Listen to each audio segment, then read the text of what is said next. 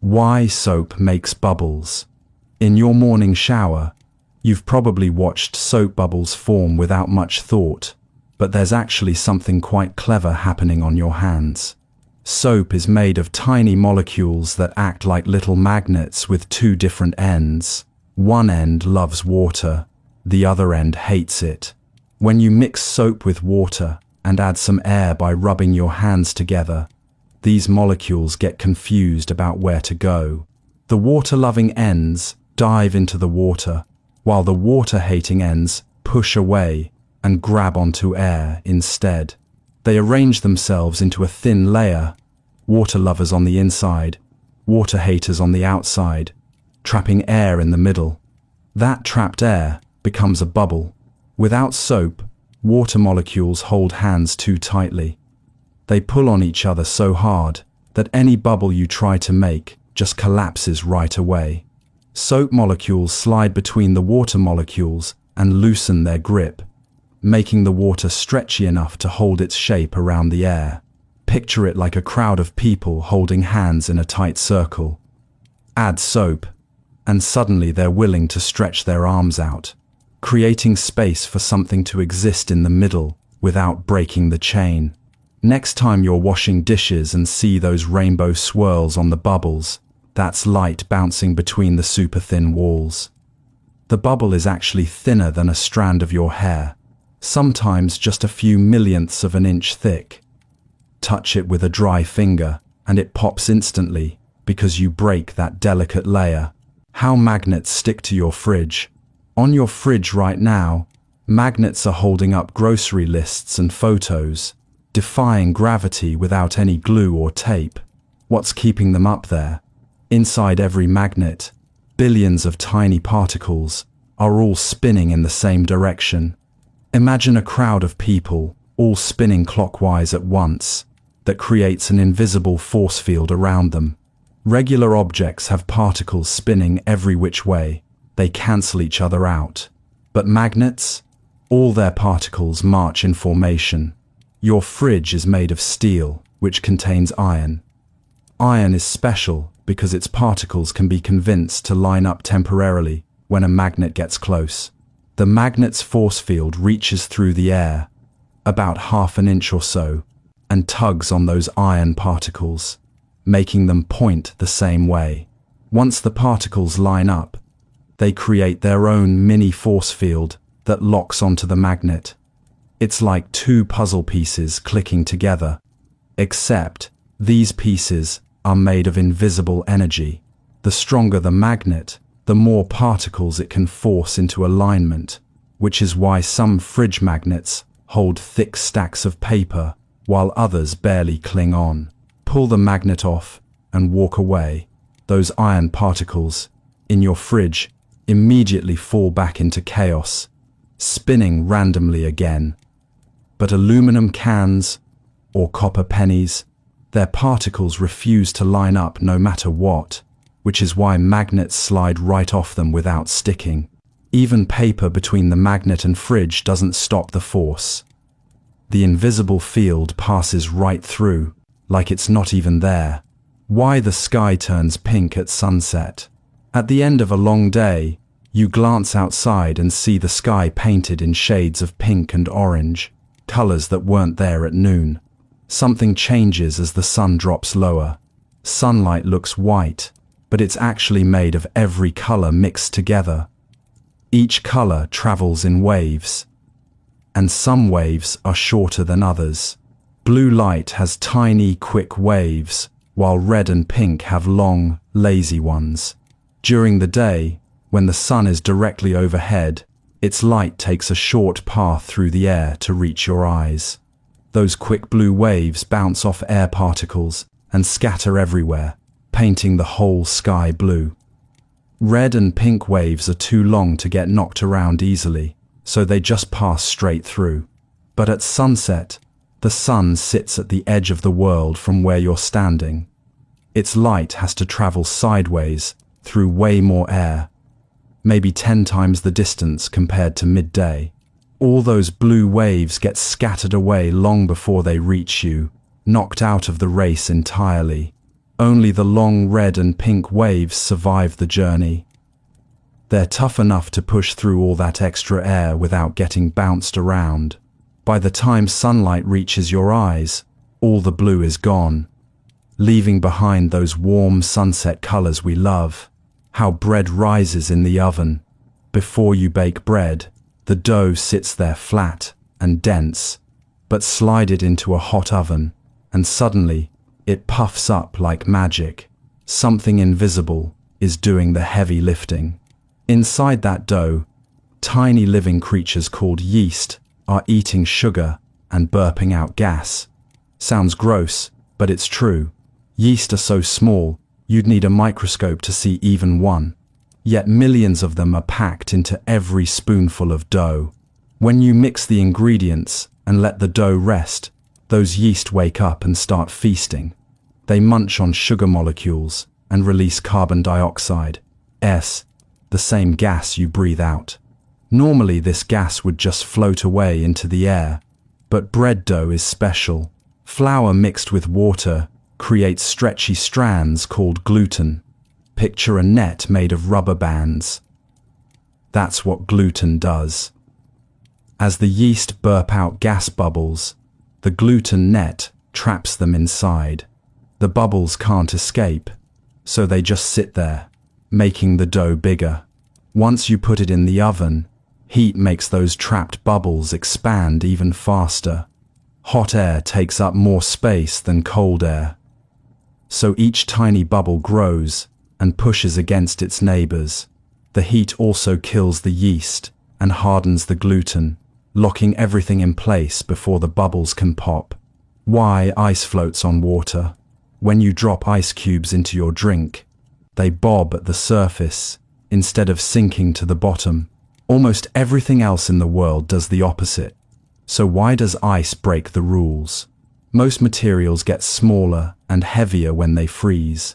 Picture a crowd of people standing far apart, then suddenly huddling close together. They take up less space. Water does something weird though.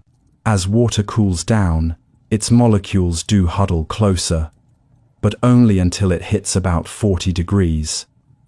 Once it gets colder than that and starts turning to ice, the molecules suddenly change their minds.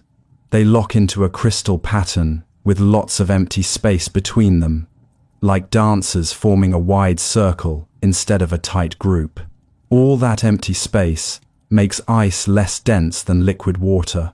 Density is just a fancy way of saying how much stuff is packed into a space. Ice has the same amount of water molecules. They're just spread out more with air gaps in between. Since ice is lighter for its size, it floats. Drop a rock in water and it sinks, because rock molecules pack together way tighter than water molecules do. But ice, it's actually lighter than the water around it. Without this quirk, lakes would freeze from the bottom up in winter, killing every fish and plant down there. How keys open locks. Every time you unlock your front door, a tiny mechanical dance happens inside that lock, perfectly choreographed to accept only your key and reject all others. Inside the lock, several small metal pins are stacked in pairs. Springs push them down into the path where your key needs to turn. Without the right key, those pins block everything. The lock stays frozen. Your key has a unique pattern of peaks and valleys cut along its edge. When you slide it in, each peak pushes a pair of pins up by exactly the right amount. If the key lifts them too high or not high enough, the lock won't budge. But with the correct key, something satisfying happens. Each pin pair splits at precisely the right spot. The top pin rises above the turning part, while the bottom pin stays below. Picture a fence with gates that only open when every single latch clicks at once. Once all the pins align at their split points, nothing blocks the cylinder anymore. Turn your key, and the whole center part rotates freely, pulling back the bolt that keeps your door shut. Wrong key? Even one pin sitting at the wrong height will jam the cylinder. It can't turn even a tiny bit because that misaligned pin acts like a steel rod wedged between gears. Why? Mirrors flip left and right. In front of your bathroom mirror, you raise your right hand, and the reflection raises what looks like its left hand. Mirrors seem to swap left and right, but never flip up and down. Why play favorites? Actually, mirrors don't flip left and right at all. They flip front and back, and your brain gets tricked into thinking something else is happening. When you stand facing a mirror, imagine your body rotates and walks into the mirror world. To face back at you, that mirror version of yourself has to spin around. If a person standing next to you turned to face you, their right side would be on your left side from where you're looking, even though nothing got flipped. The mirror simply shows what's in front of it. Your nose points at the mirror, and the reflection's nose points back at you, perfectly reversed in depth. Front becomes back, but left stays left, and right stays right. They never switch places. Try writing on a clear sheet of paper, then flip it to face a mirror. The backwards letters aren't because the mirror flipped them left to right. It's because you flipped the paper front to back when you turned it around. Your reflection isn't a person turned sideways. It's you reversed in the direction you're facing. Stand sideways to a mirror, and suddenly nothing looks flipped at all. How zippers stay closed. Pull up the zipper on your jacket and walk around all day. Somehow, those teeth stay locked together without splitting apart, even when you bend and move. Each side of a zipper has dozens of tiny teeth shaped like hooks. Look closely at them. One side has teeth that bulge out, while the other side has teeth with little gaps. They're designed to fit together like puzzle pieces, but in a clever way. The slider is where the magic happens. It's that little tab you pull up and down, and inside it are two channels shaped like a Y. As you pull the slider up, it forces the teeth from both sides into those tight channels, squeezing them together at an angle. Under that pressure, the hook-shaped teeth on one side slide into the gaps on the other side. Once they interlock, they can't pull straight apart anymore. They're wedged in too tight. Every tooth grips its partner from the side, creating a chain of connections that holds strong. Try pulling the two sides of a closed zipper straight apart. Nothing happens, but slide that tab down and suddenly everything releases. The slider's Y shape splits into two paths, guiding each row of teeth away from each other at just the right angle to unlock them. Without the slider doing that squeezing and angling work, the teeth would never grab hold properly. Why onions make you cry? While chopping onions for dinner, tears start streaming down your face, even though nothing sad is happening. Your eyes just won't stop watering, and it's all because of a chemical weapon hiding inside.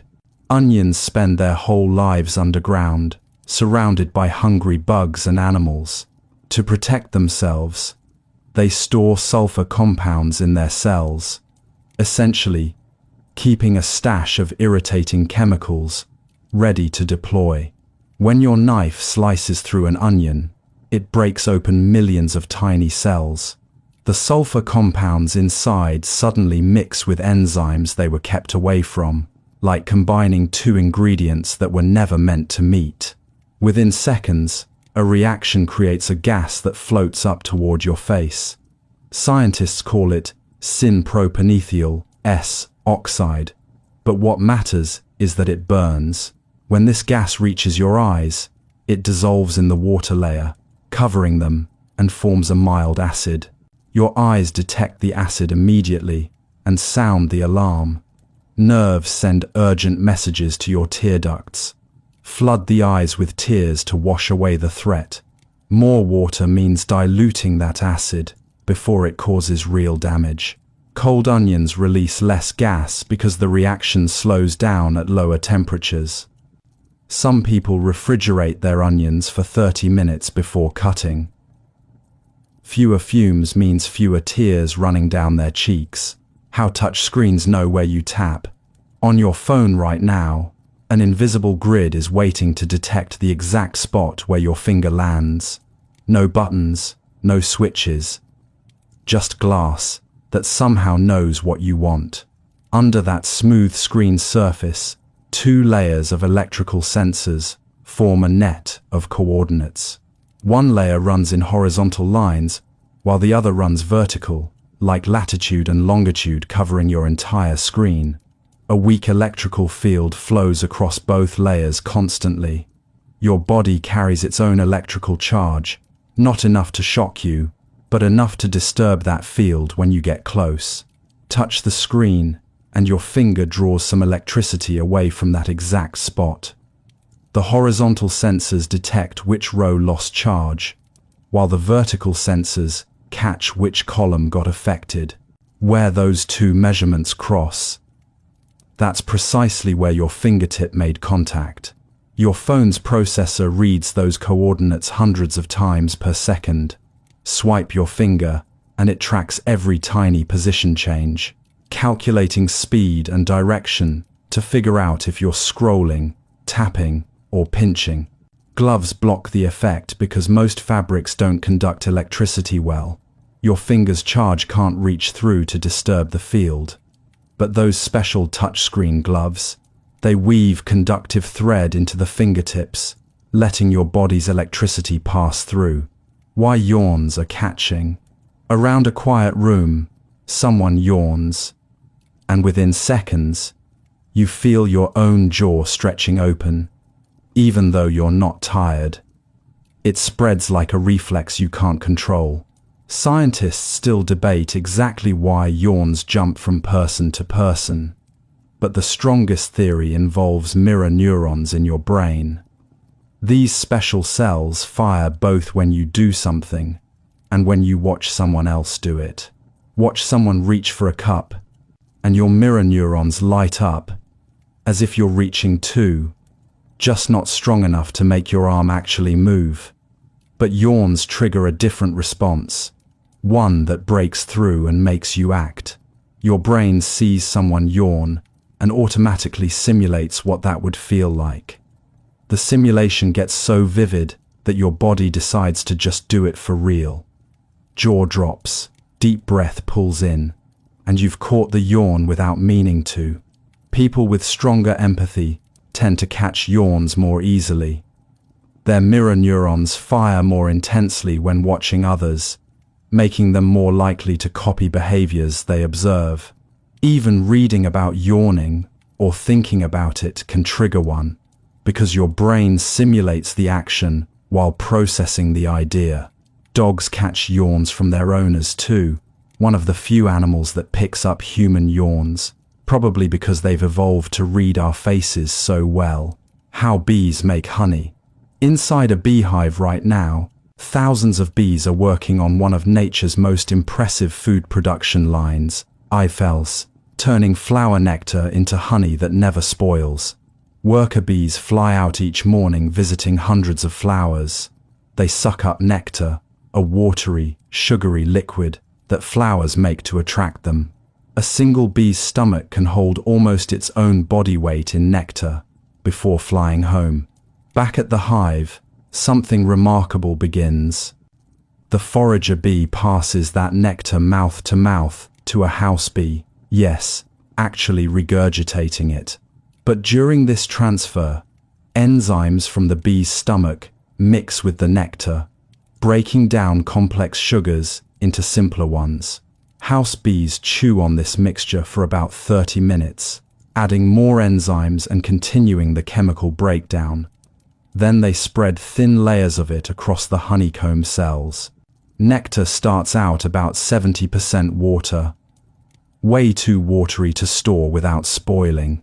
Hundreds of bees position themselves around these cells and fan their wings like tiny helicopter blades. Air rushes over the nectar, evaporating water until only about 18% remains. What's left behind is thick, concentrated honey. Once it reaches the right consistency, bees seal the cell with a wax cap. Honey's low moisture and high acidity mean bacteria can't survive in it, which is why archaeologists have found edible honey in ancient tombs. Why? Rubber bands snap back. Stretch a rubber band between your fingers and let go, and it snaps back to its original size instantly. Most materials would stay stretched or break, but rubber has a secret built into its structure. Rubber is made of long tangled chains of molecules. Imagine a bowl of cooked spaghetti, all twisted together. In their natural state, these chains curl and coil randomly, taking up as little space as possible, because that's the most comfortable arrangement. When you pull a rubber band, you're forcing those tangled chains to straighten out and line up. They resist this, not because they're fighting you, but because straightening them stores energy. Picture trying to hold a spring compressed. Your muscles work to keep it in that unnatural position. The molecules want desperately to return to their relaxed, tangled state. They're constantly jiggling and vibrating, trying to curl back up. Your grip keeps them stretched, but the moment you release, all that stored energy converts into motion. The chains snap back into their comfortable coils faster than you can blink. No permanent damage happens because rubber molecules can slide past each other easily and reform their tangles exactly as before. Leave a rubber band stretched for months though, and some chains eventually give up and break. Once broken, they can't snap back, which is why old rubber bands lose their stretch and snap apart.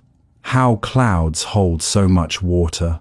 Above your head right now, clouds are floating in the sky, carrying thousands of tons of water, yet they don't fall. Somehow all that weight just hovers up there until it decides to rain. Clouds aren't actually holding water the way a bucket does. They're made of billions of tiny water droplets, each one so small you'd need a microscope to see it. A single droplet weighs almost nothing, maybe a millionth of a gram. Air rushing upward from the ground keeps these droplets suspended. Warm air rises constantly, creating invisible columns of wind pushing up against gravity. Each tiny droplet falls so slowly that even a gentle breeze can hold it aloft. Picture a feather drifting down versus a bowling ball dropping. The droplets are like microscopic feathers. Their surface area is huge compared to their weight, so air resistance stops them from falling fast. They drift down at maybe 1 centimeter per second, while the rising air pushes up faster than that. Eventually, droplets bump into each other and stick together. 1 plus 1 becomes 2. 2 plus 2 becomes 4. They keep merging until they're heavy enough that air can't hold them anymore. Once a droplet grows about 2 millimeters across, it falls as rain. Cold temperatures high up can freeze droplets into ice crystals instead, and those become snow. Why cats always land on their feet. Drop a cat from any height and watch what happens in mid-air. Its body twists and rotates until the feet point down. No matter which way it starts falling, it almost always lands right side up. Cats have an inner ear system that works like a built-in level. The moment they start falling, fluid in their inner ear shifts and tells their brain exactly which way is up and which way is down. Their brain processes this information faster than you can snap your fingers. Within a split second, the cat's body begins a rotation sequence that seems to defy physics. It arches its back hard, creating 2 separate sections that can twist independently, front half and back half.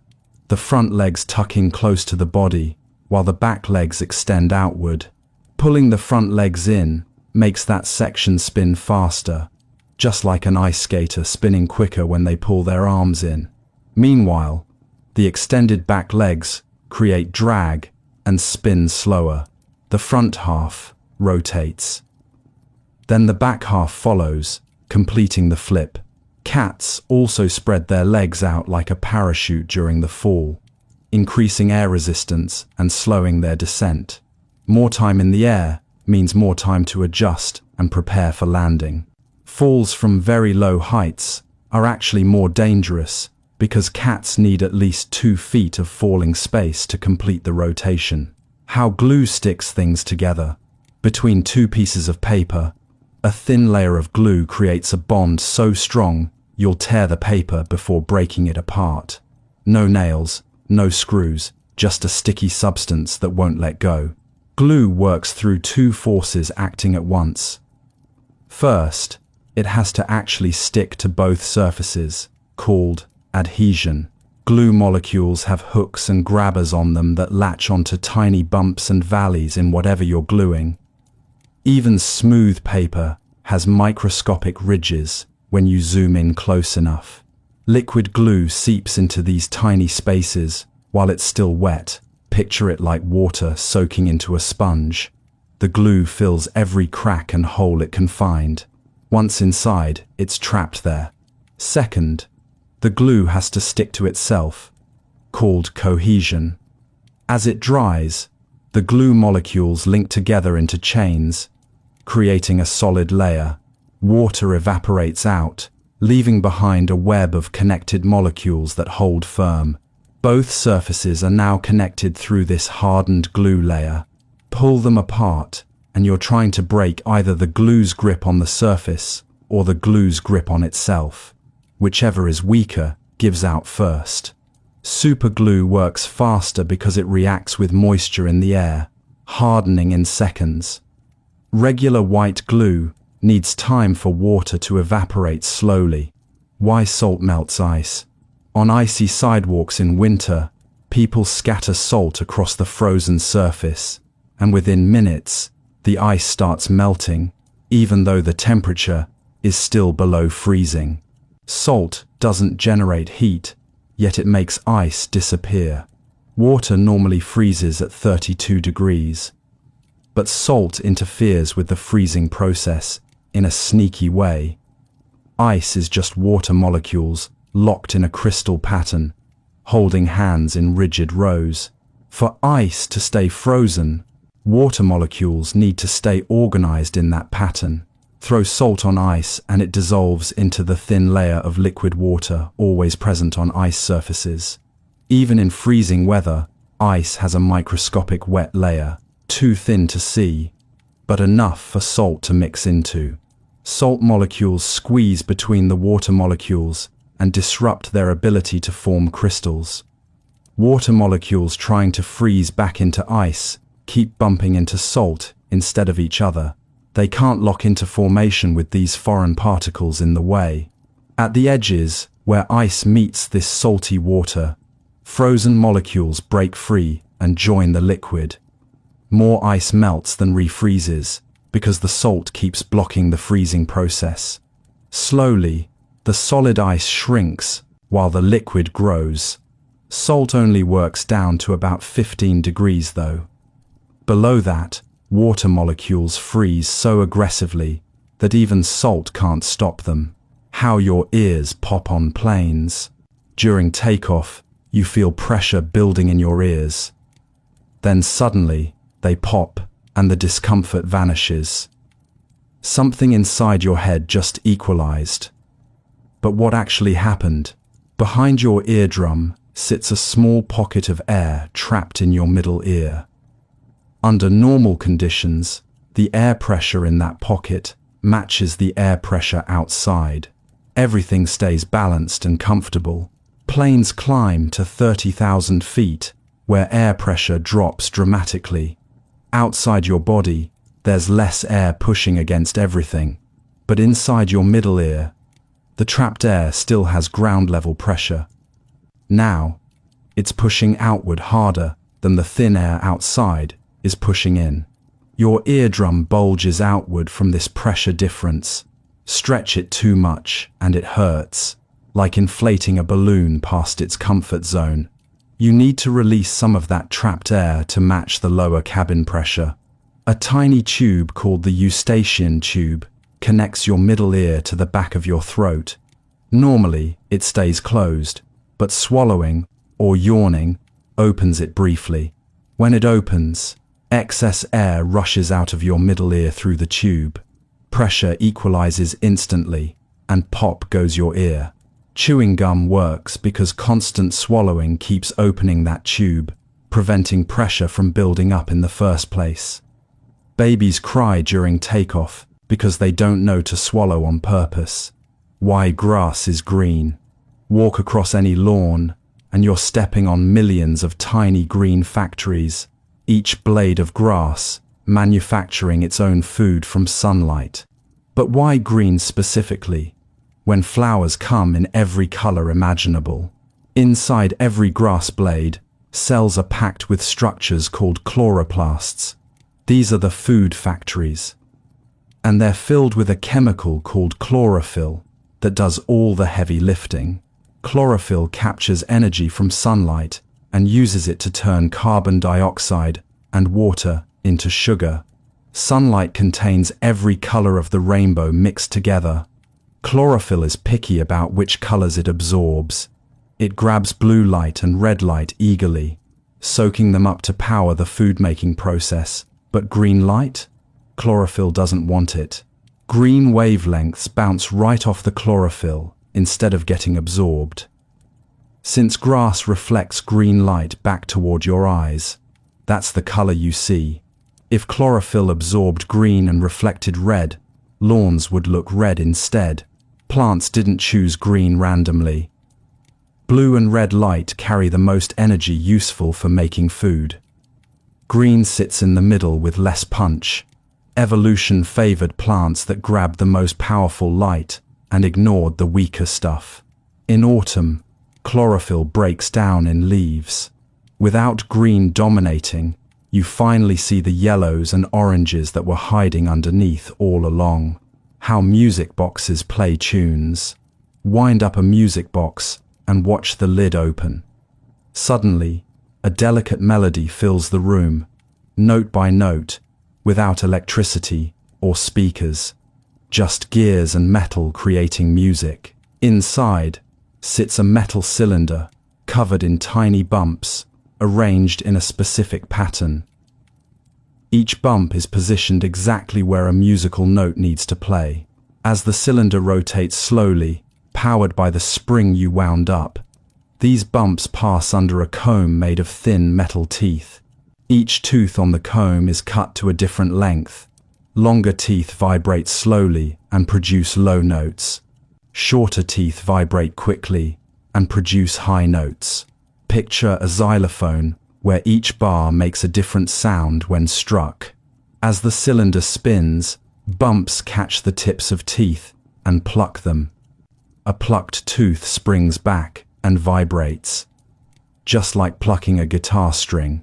The vibration creates a sound wave at a specific pitch, producing one musical note that rings out briefly. Multiple bumps hit multiple teeth in quick succession. The pattern of bumps determines which notes play and in what order, essentially programming the tune into the cylinder. Some teeth get plucked many times, while others stay silent.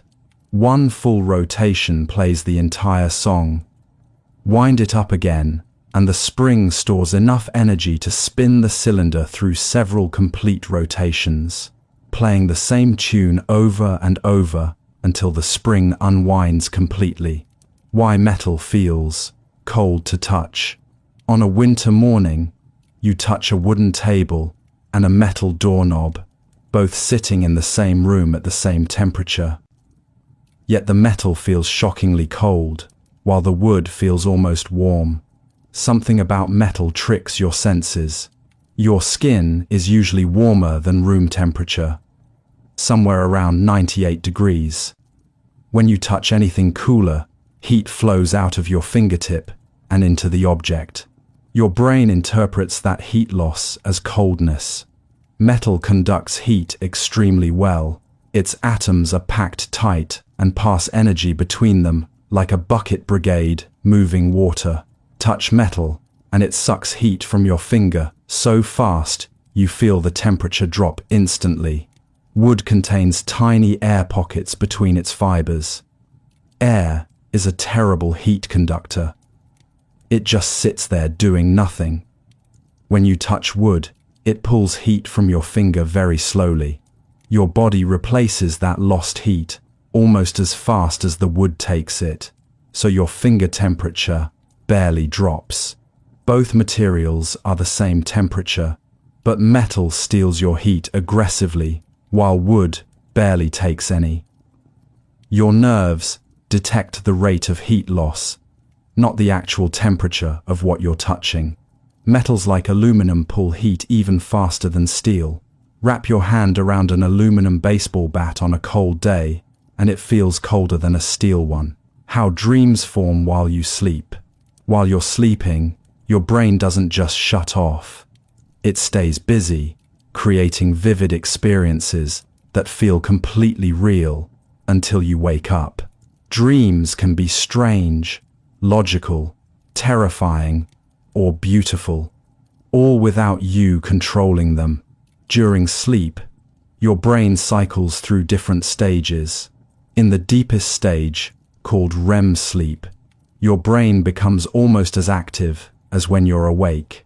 Blood flow increases, neurons fire rapidly, but your body stays paralyzed, so you don't act out what's happening in your mind.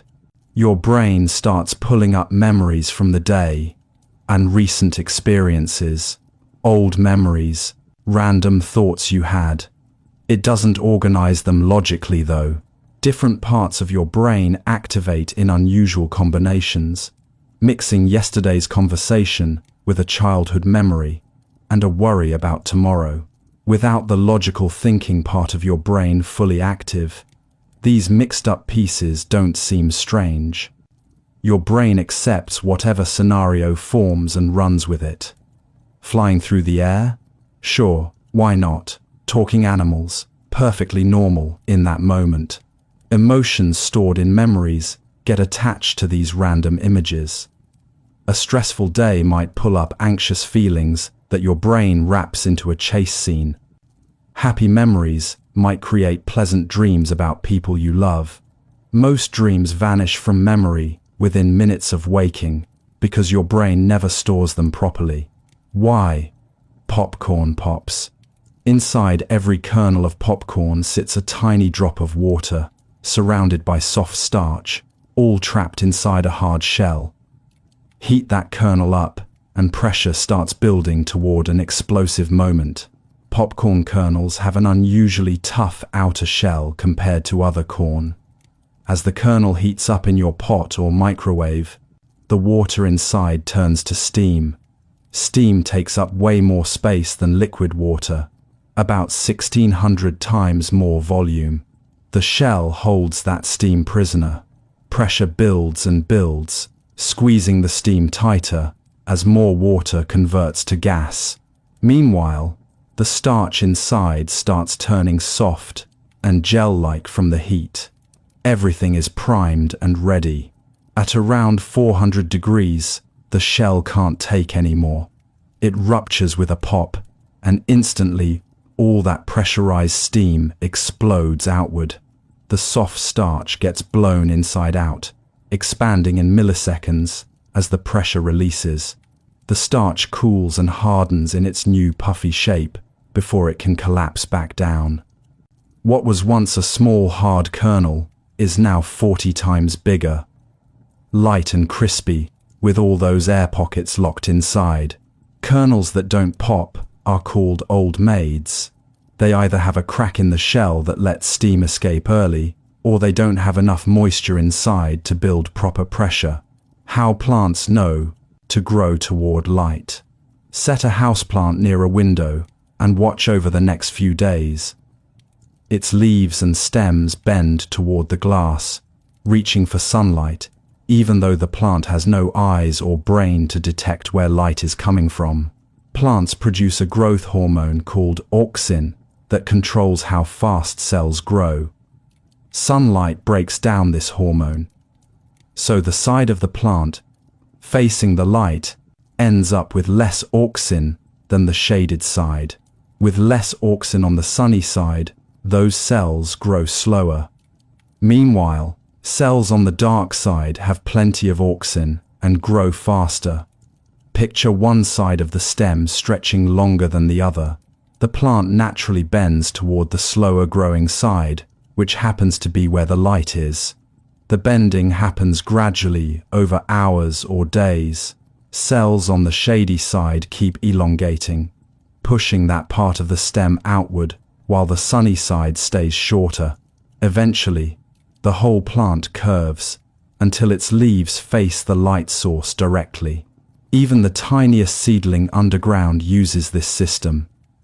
A sprout buried in soil detects which direction has less dirt blocking light, then bends that way as it pushes up toward the surface.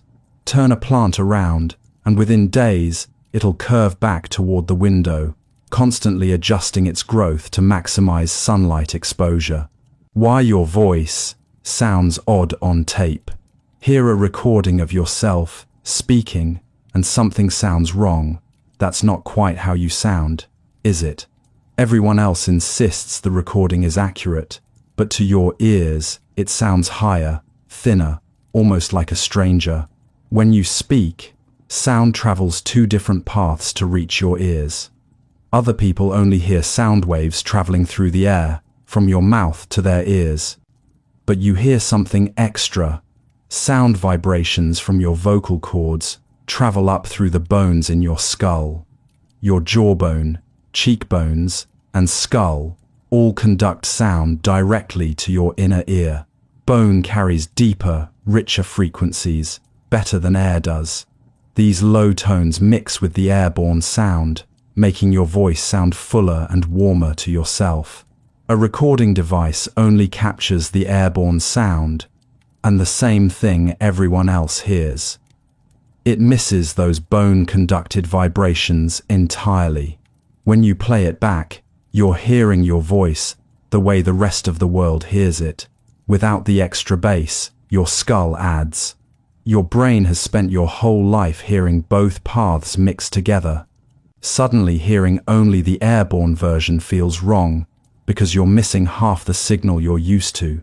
Lower frequencies shape how we perceive voice quality.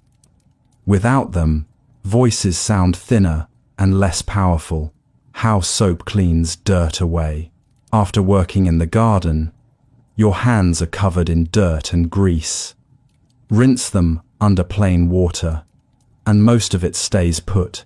Add soap, and suddenly, everything washes away clean. Water alone can't do what soap does. Water molecules are attracted to each other so strongly, they'd rather stick together than grab onto dirt. Oil and grease repel water completely. They won't mix, no matter how hard you scrub. Most dirt particles have an oily coating that makes water slide right off them. Soap molecules have a split personality. One end loves water and wants to dive in, while the other end hates water but loves oil and grease. When you wash your hands with soap, these molecules position themselves around dirt particles. The oil-loving ends burrow into the grease and dirt, grabbing hold tight. The water-loving ends stick out into the surrounding water. Each dirt particle gets surrounded by soap molecules pointing outward, creating a tiny bubble with dirt trapped in the center. These bubbles can now float in water because their outer surface is water-friendly. Rinse your hands, and the water carries away these soap-wrapped dirt bubbles, leaving clean skin behind. Without soap's two-sided molecules acting as middlemen, water and oil-based dirt would never interact. Soap tricks them into mixing by offering each side what it wants. Why snow is white. Outside after a fresh snowfall, everything looks pure white. Yet, each individual snowflake is made of clear ice. Frozen water should be see-through like an ice cube. So why does a pile of snow look so different? A single snowflake is actually transparent. Hold one up to the light and you could see through it. just like looking through a clean window. But snow never falls, as single flakes sitting alone. When snowflakes pile up on the ground, they stack in random directions with air gaps between them.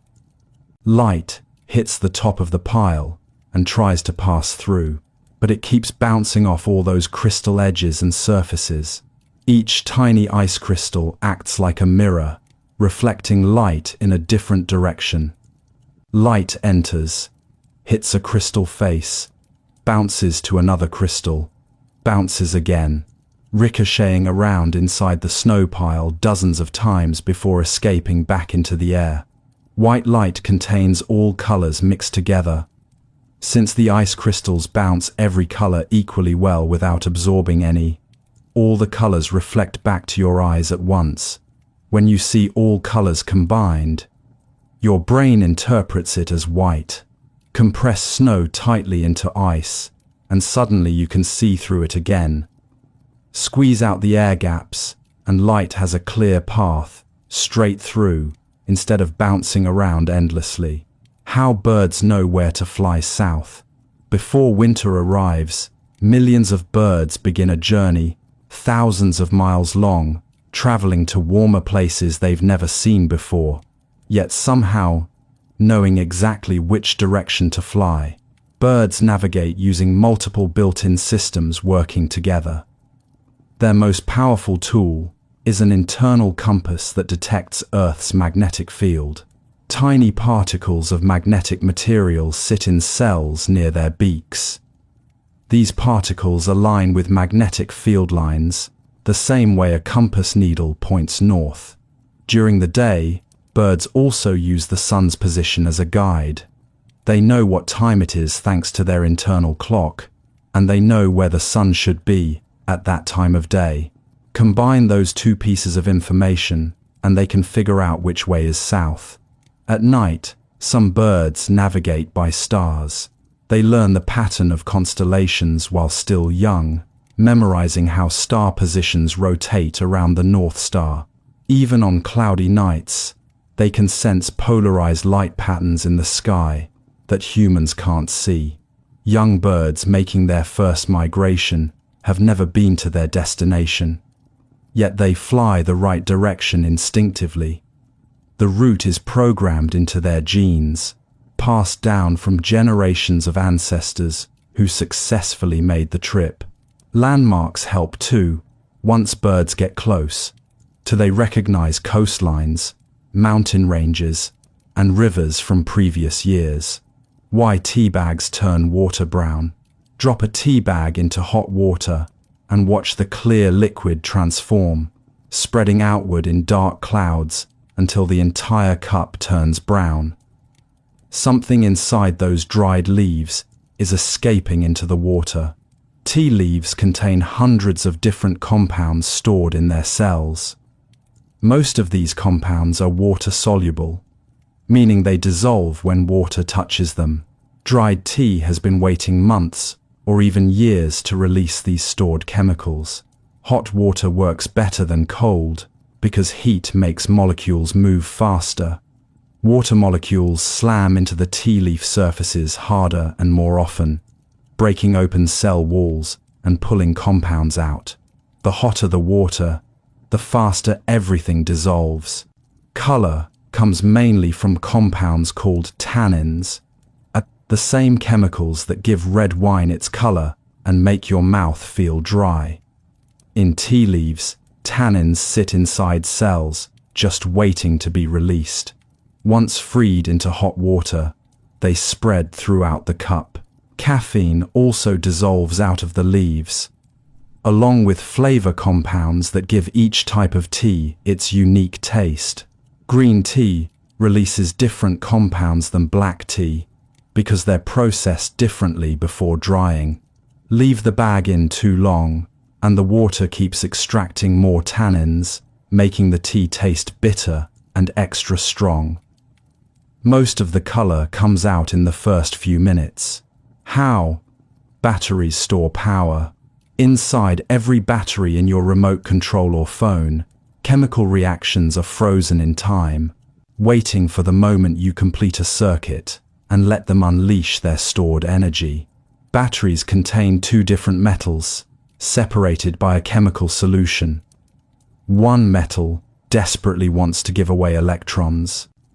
The other metal wants to grab electrons, but they can't reach each other directly because the solution between them blocks their path. Connect a wire from one end of the battery to the other. Suddenly, you've given those electrons a road to travel. Electrons flow out of the metal that wants to give them away, race through your device, powering it along the way, then arrive at the other metal that's been waiting to collect them. While electrons travel through the wire, chemical reactions happen inside the battery. Atoms in the first metal lose electrons and dissolve slightly into the solution. Atoms from the solution gain electrons at the other metal and stick to it. Energy stored in chemical bonds converts to electrical energy flowing through your circuit. Eventually, one metal runs out of atoms willing to give up electrons, or the other side fills up and can't accept any more.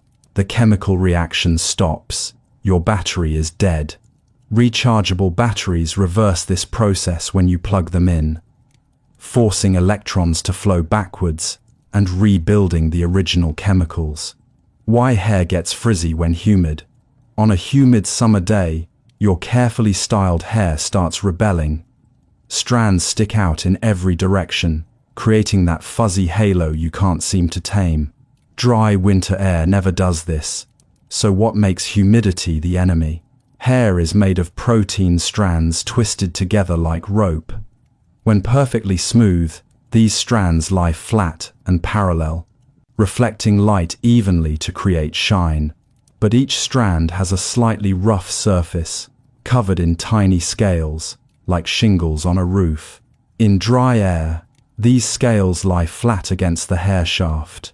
Water molecules in humid air are much smaller than you'd think, tiny enough to squeeze between those scales and penetrate into the hair shaft itself. Hair is hygroscopic, meaning it absorbs water from the air around it. As moisture seeps in, the protein bonds inside each strand start to break and reform in new positions. Straight hair develops slight bends. Wavy hair gets wavier. Curly hair curls tighter. Different strands absorb water at different rates depending on damage and thickness. Some swell more than others, creating uneven texture across your whole head. Strands that absorbed more water expand and change shape differently than their neighbors, producing that frizzy, uncontrolled look. Hair can absorb up to 30% of its weight in water before actually feeling wet.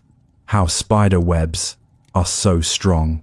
Walk through a garden early morning and a spider web catches your face. You brush it away, expecting it to tear instantly. Yet that thin strand stretches and holds together longer than you'd expect from something nearly invisible. Spider silk is one of nature's strongest materials, but pound for pound, it's tougher than steel. A strand as thick as a pencil could theoretically stop a flying airplane, though spiders obviously never spin anything that large. Spiders make silk from liquid protein stored in glands inside their bodies. When ready to spin, they squeeze this liquid through tiny holes called spinnerets, like forcing toothpaste through its tube. As the liquid emerges into air, it transforms instantly into solid thread. The secret lies in how protein molecules align during this process. They line up in long chains, running parallel to each other, creating a structure similar to how many thin cables twisted together make a strong rope. Hydrogen bonds link the chains at regular intervals, letting the silk stretch without snapping. Different types of spider silk serve different jobs. The spiral capture threads that catch insects are sticky and super stretchy, designed to absorb impact without breaking. The frame threads that support the web structure are stiffer and even stronger, built to hold everything in place. A single strand is thinner than a human hair, but can stretch to almost double its length before breaking. Why wood floats but rocks sink? At the lake, you toss a wooden stick and a stone into the water. The stick bobs on the surface, while the stone plunges straight down. Both are solid objects, yet water treats them completely differently. Whether something floats depends on density. But how much stuff is packed into a given space? Water has a certain density, about 1 gram per cubic centimeter. Anything denser than water sinks. Anything less dense floats. Rocks are made of minerals, compressed together, with almost no air gaps between atoms. All that solid material packed tight makes rocks very dense, usually 2 to 3 times denser than water. Drop a rock in, and gravity pulls it down harder than the water can push it up. Wood looks solid, but it's actually filled with tiny hollow tubes that once carried water and nutrients when the tree was alive. Even dead and dried, those tube structures remain, creating air pockets throughout the wood. Half or more of wood's volume is just empty space. All those air gaps make wood much less dense than water. A cubic inch of wood weighs less than a cubic inch of water. So when you push wood underwater, water pushes back harder than gravity pulls down. The wood pops back to the surface. Some woods, like ebony, are so dense they actually sink, their fibers pack tight enough to overcome the air pockets. How your nose smells things. Walk past a bakery and suddenly you're hit with the scent of fresh bread, even though nothing touched your nose. Somehow particles floating through the air trigger your brain to identify exactly what's nearby. Everything that has a smell releases tiny molecules into the air. Bread releases different molecules than flowers or gasoline. Each substance has its own unique chemical signature floating off its surface. When you breathe in, air carrying these molecules rushes up into your nose, high up in your nasal cavity. Way above where you feel air moving sits a small patch of tissue about the size of a postage stamp. This patch is covered with millions of smell receptors. Each receptor is designed to catch specific types of molecules. Think of them like locks that only certain chemical keys can fit into. A vanilla molecule fits perfectly into vanilla receptors, but won't trigger the lemon receptors next door. When a smell molecule clicks into its matching receptor, that receptor sends an electrical signal straight to your brain. Your brain receives signals from hundreds of different receptor types at once, then combines all that information to identify what you're smelling. Humans have about 400 different types of smell receptors, meaning we can detect thousands of different scents by mixing and matching which receptors fire together. Why leaves change color in fall. During autumn, entire forests transform from green to brilliant yellows, oranges, and reds, all within a few weeks. Trees aren't painting their leaves. They're actually revealing colors that were hiding there all along. All summer, leaves are packed with chlorophyll, the green chemical that captures sunlight to make food. Chlorophyll is so dominant and bright that it masks every other color present in the leaf. Yellow and orange pigments, called carotenoids, sit there the whole time, just invisible, under all that green. As days get shorter and temperatures drop, trees receive a signal. Winter is coming, and it's time to prepare. Making chlorophyll requires energy and resources, and during winter, there won't be enough sunlight to make the effort worthwhile. Trees stop producing new chlorophyll. The existing chlorophyll in leaves starts breaking down, and without fresh supplies being made, green fades away day by day. As the green disappears, those hidden yellow and orange pigments finally get their moment to shine through. Red and purple colors work differently. Some trees produce anthocyanins in fall, brand new pigments created specifically for autumn. These act like sunscreen, protecting leaves, while the tree pulls valuable nutrients back into its branches before the leaves drop. Bright, crisp, fall days with cool nights create the most vivid colors, perfect conditions for pigment production. How ovens heat food evenly. Place a tray of cookies in your oven, and somehow they all bake to the same golden brown, front to back, left to right. No single heat source could do that on its own, so what's happening inside that metal box? Ovens use a combination of heating methods working together. Heating elements at the top and bottom glow red hot, radiating heat in all directions like tiny suns. But radiation alone would cook unevenly. Items closest to the elements would burn, while distant ones stayed raw. Air circulation solves this problem. Hot air rises from the bottom element while cooler air sinks, creating a constant rolling motion inside the oven. As air touches the hot elements, it heats up and carries that warmth throughout the entire space. Metal oven walls also play a role. They absorb heat from the elements and re-radiate it back toward the food from every angle. Your cookies receive heat from above, below, and from all sides simultaneously, ensuring even cooking. Convection ovens add a fan that forces air to move even faster. Rapidly circulating hot air transfers heat more efficiently than still air, reducing hot spots and cold zones. Food cooks faster because heat replaces the cooler air around it constantly. Opening the oven door releases all that carefully circulated hot air, which is why your baking time increases when you peak too often. Why glass is see-through. Hold a window pane up to the light and you can see straight through it. Yet glass is solid matter, not empty air. Most solid materials block light completely, so what makes glass different? Light is made of tiny packets of energy called photons that travel in waves. When photons hit most materials, electrons in the atoms absorb that energy. The light gets trapped and converted to heat instead of passing through. Glass has a special atomic structure. Its atoms are arranged in a random, disordered pattern, not organized into crystals like most solids. More importantly, electrons in glass atoms are bound very tightly to their nuclei. They're not free to wander around. When light hits glass, those locked down electrons can't absorb the photons easily. Visible light waves have the wrong energy level. They're too weak to knock electrons loose, but too strong to just bounce off.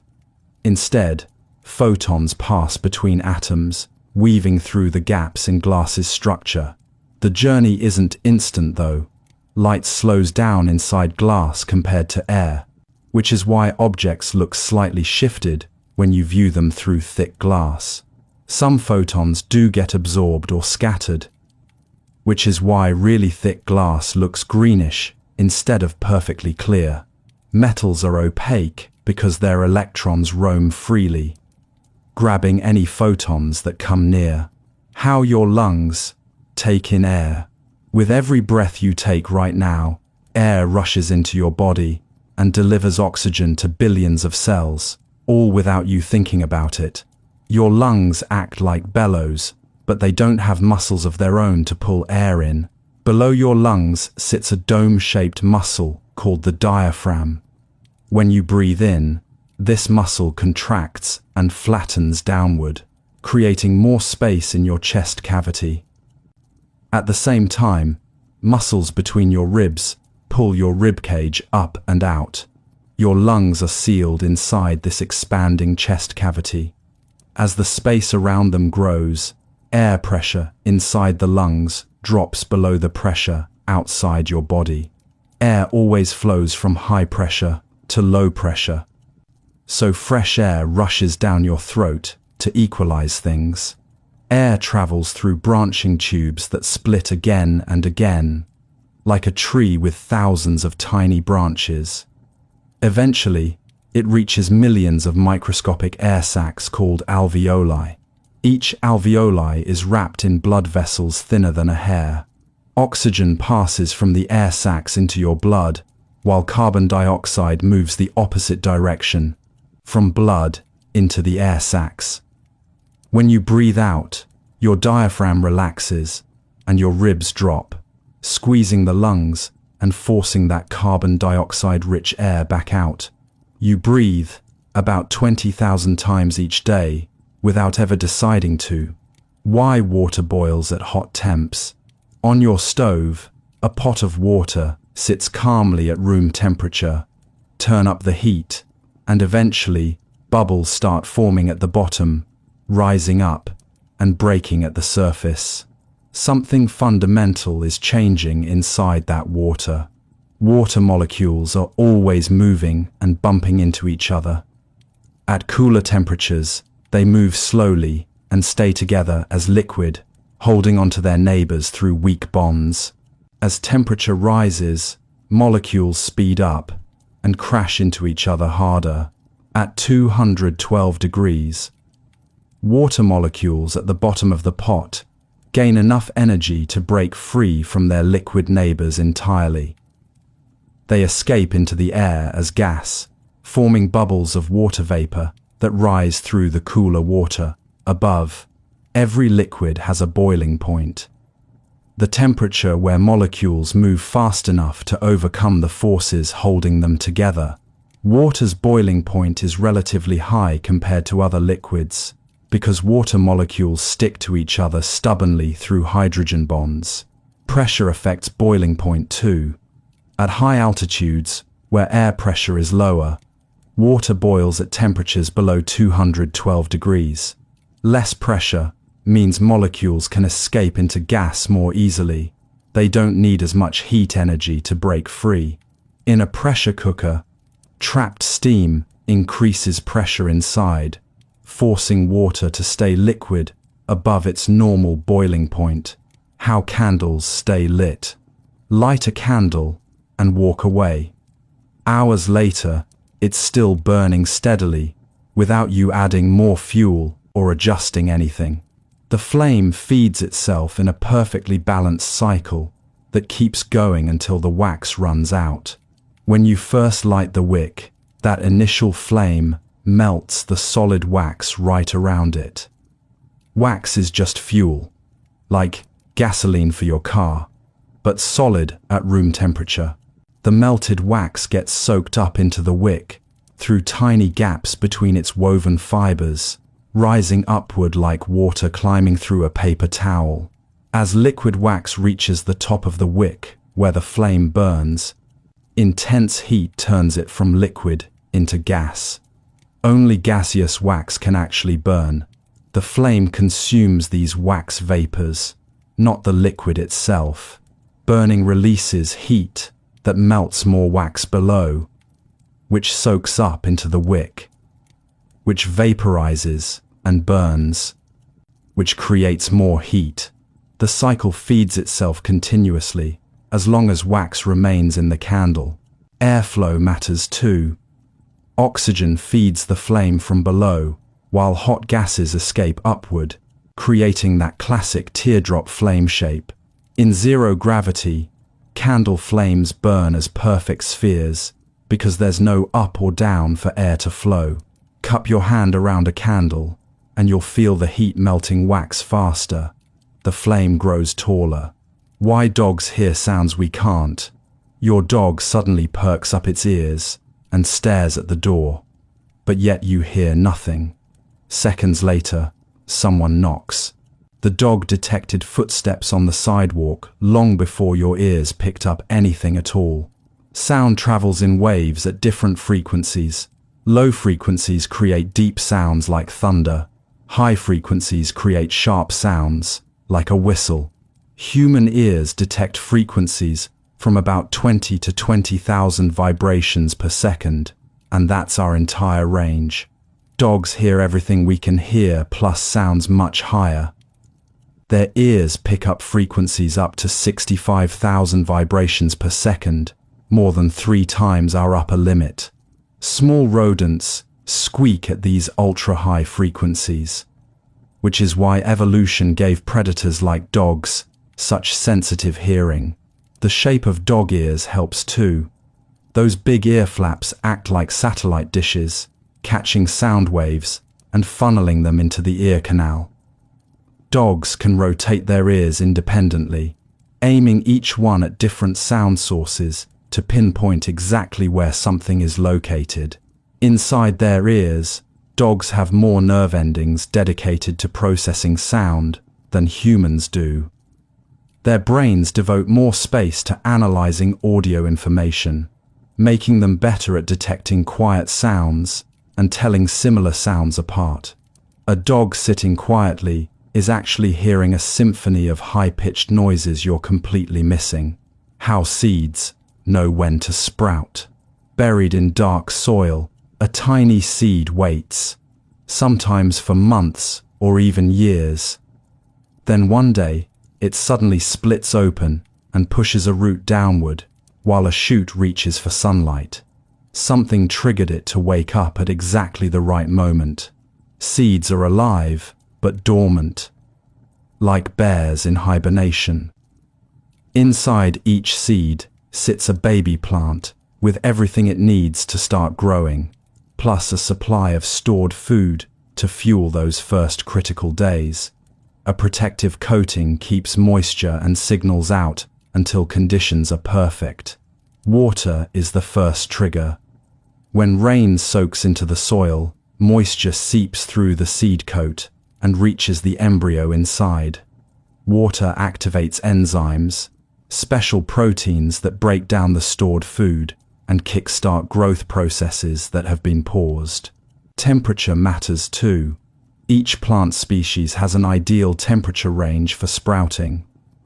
Seeds can sense warmth through chemical reactions that speed up or slow down based on temperature.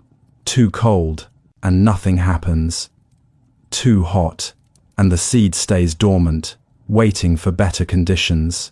Some seeds need light to sprout, while others need darkness. Light-sensitive seeds won't germinate if buried too deep. They wait until they're close enough to the surface to detect sunlight filtering through the soil. Once all conditions align, water, right temperature, proper light, the seed commits fully to sprouting while your stomach growls. During a quiet meeting, your stomach suddenly rumbles loud enough for everyone to hear. Embarrassing, but completely normal. Something inside your digestive system is making noise, even though you're sitting perfectly still. Your stomach and intestines are always squeezing and relaxing, moving in wave-like contractions that push food along. Muscles in your digestive tract work constantly, grinding up meals, mixing digestive juices, and pushing everything toward the exit. When your stomach is full of food, these contractions are mostly silent. Food and liquid muffle the sounds, acting like insulation that absorbs vibrations. But empty your stomach out, and suddenly, those same muscle movements have nothing soft to squeeze. Air and gas bubbles trapped in your digestive system get pushed around by the contracting muscles. As these pockets of air get squeezed through narrow passages, they create rumbling and gurgling sounds, just like squeezing an empty plastic bottle makes noise. Your brain actually triggers stronger contractions when you're hungry. Hormones signal your digestive system to clean itself out and prepare for the next meal, making those squeezing motions more intense. More intense contractions mean louder noises echoing through your empty stomach and intestines. Growling can happen anytime, not just when hungry. Your digestive system works around the clock. How ink stays on paper. Write your name with a pen, and the ink stays exactly where you put it. No smearing after it dries, no fading away overnight. Paper and ink form a bond that can last decades or even centuries. Paper looks smooth, but under a microscope, it's actually a forest of tiny plant fibers all tangled together. Gaps and holes exist everywhere between these fibers, like spaces between the threads in a loosely woven cloth. When you press a pen to paper, liquid ink flows into these microscopic spaces. Ink is essentially colored particles suspended in a liquid carrier. As you write, the liquid soaks deep into the paper fibers, pulling those color particles along with it. The fibers act like sponges, absorbing the liquid through capillary action. Once inside the paper, the liquid part of the ink begins evaporating into the air. Water or other solvents disappear, leaving only the colored particles behind. These particles get trapped inside and around the paper fibers, wedged so tightly in those tiny spaces that they can't escape. Some inks also create chemical bonds with the paper fibers themselves. The colored molecules actually attach to the cellulose in paper, forming connections that hold even stronger than just physical trapping. Permanent inks use pigments that won't dissolve in water once dried, which is why you can't wash them away. Why fog forms in the morning. Before sunrise, you step outside and can barely see across the street. A thick blanket of fog hangs in the air at ground level. By mid-morning it vanishes completely, leaving a clear blue sky like nothing happened. Air holds invisible water vapor, the gaseous form of water floating around you right now. Warm air can hold lots of water vapor. Cold air can only hold a little. When air cools down enough, it runs out of room for all that vapor, forcing some water to condense back into tiny liquid droplets. Overnight, the ground releases heat it absorbed during the day, radiating warmth up into space. As the ground cools, it chills the air touching it. Air right at ground level gets coldest, dropping below the dew point, where water vapor must turn liquid. Billions of microscopic water droplets form instantly, each one so tiny it weighs almost nothing and floats suspended in air. Together, these droplets create the white cloud you see. Fog is literally a cloud sitting at ground level instead of high in the sky. Morning sun heats everything back up. Warmer air can hold more vapor again, so those tiny droplets evaporate and disappear. Fog lifts and vanishes within an hour or two of sunrise. How your heart pumps blood. Right now, inside your chest, a muscle the size of your fist is squeezing and relaxing about 70 times per minute. And it's been doing that since before you were born. Your heart never takes a break. Yet somehow, it never gets tired. Your heart has 4 chambers, 2 on top and 2 on bottom. Blood flows in a specific loop through these chambers. Used blood from your body enters the right side. The heart squeezes and pushes it to your lungs, where it picks up fresh oxygen. Oxygen-rich blood returns to the left side of your heart. Now comes the powerful squeeze. The left chamber has the thickest, strongest muscle walls because it needs to pump blood through your entire body. One mighty contraction sends blood shooting out through your main artery, spreading to every organ, muscle, and cell. Valves between chambers work like one-way doors. They snap shut after blood passes through, preventing any backward flow. That thumping sound you hear through a stethoscope is actually valves slamming closed. First the top valves, then the bottom valves. A split second later, your heart adjusts its speed based on what you're doing. Exercise and your body needs more oxygen. Sensors detect this and speed up your heartbeat automatically. Rest, and it slows back down to save energy. Why pizza cheese gets stringy. Pull a slice away from the pizza, and long, stretchy strings of cheese follow, connecting your slice to the rest, like elastic bands. Most melted foods don't do this, so what makes cheese behave so differently? Cheese is packed with protein molecules called casein that form long chains.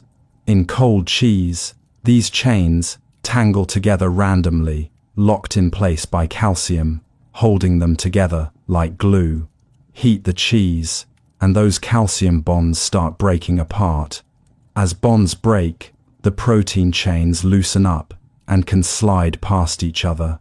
They become flexible, able to stretch and flow without snapping. But they don't completely separate into individual molecules. Instead, they stay tangled together in long strands. When you pull a cheese strand, you're actually stretching out thousands of these tangled protein chains, all aligned in the same direction. The chains slide along each other smoothly, extending longer and longer before finally breaking. Fat trapped between the proteins acts like lubricant, making everything stretch even further. Mozzarella stretches best because it has the perfect ratio of protein to fat and moisture. Too much moisture and cheese just drips. Too little, and it becomes crumbly. Temperature. Temperature matters too. Cheese that's too hot flows like liquid, while cheese that's slightly cooler maintains those stretchy strands. How wheels make things roll easy. Try pushing a heavy box across the floor. Your muscles strain and the box barely moves. Attach that same box to wheels, and suddenly a child could push it effortlessly.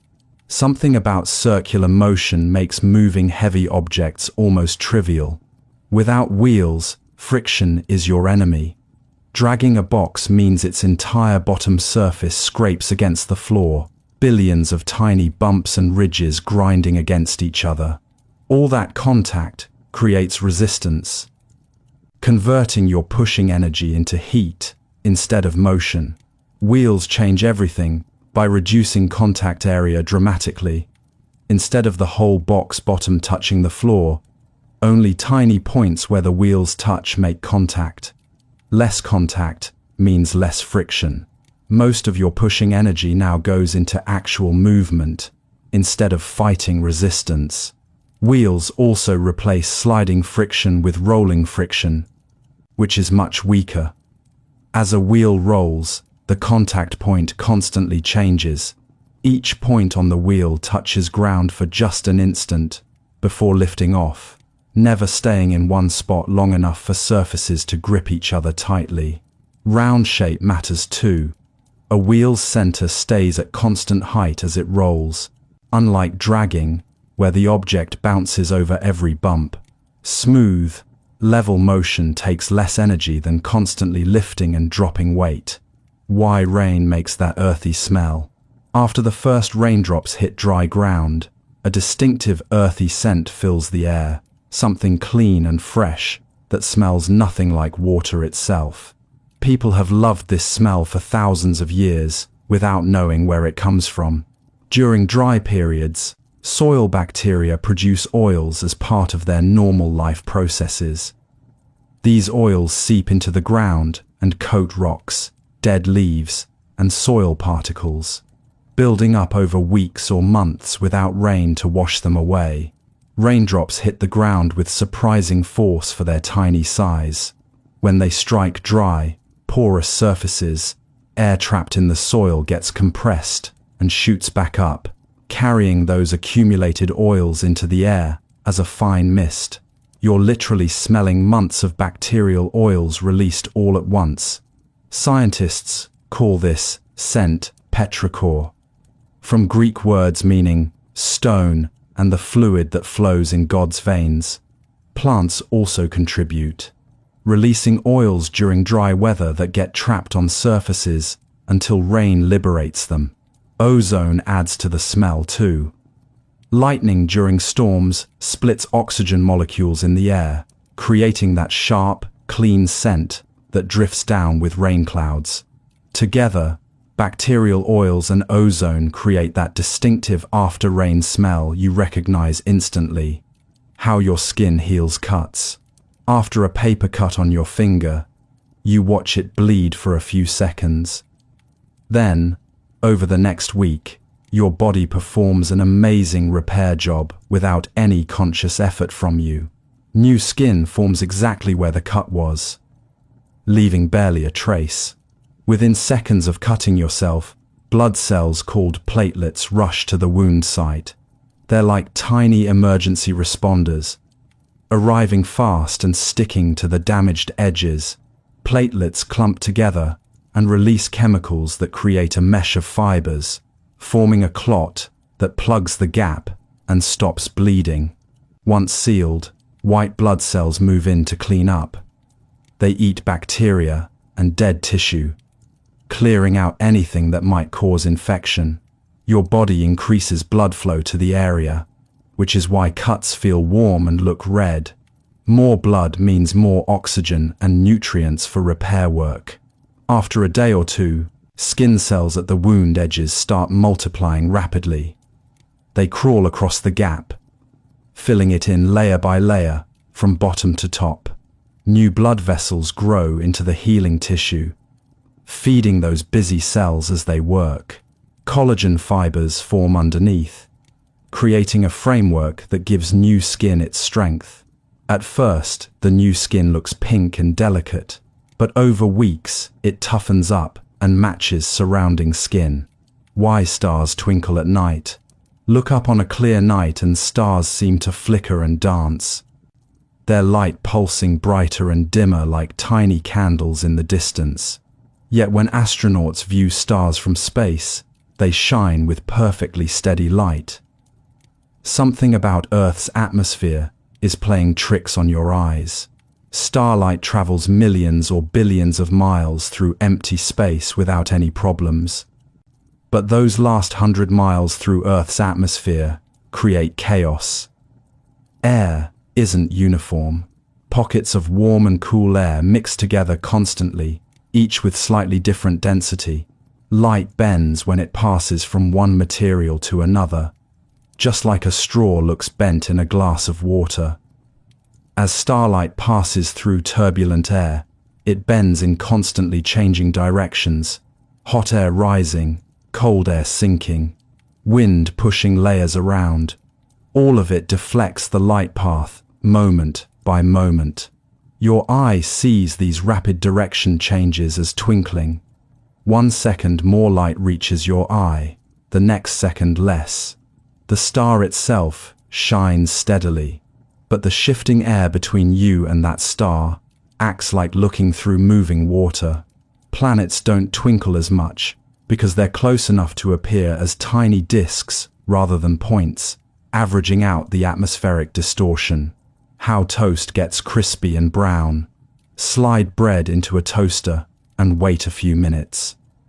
What comes out looks completely different from what went in. Soft, pale bread transforms into crispy golden brown toast that crunches when you bite it. Heat does more than just warm the bread. It fundamentally changes its structure. Bread is loaded with water. About 35% of its weight is moisture trapped inside the spongy texture. When heat hits the bread, that water starts evaporating from the surface.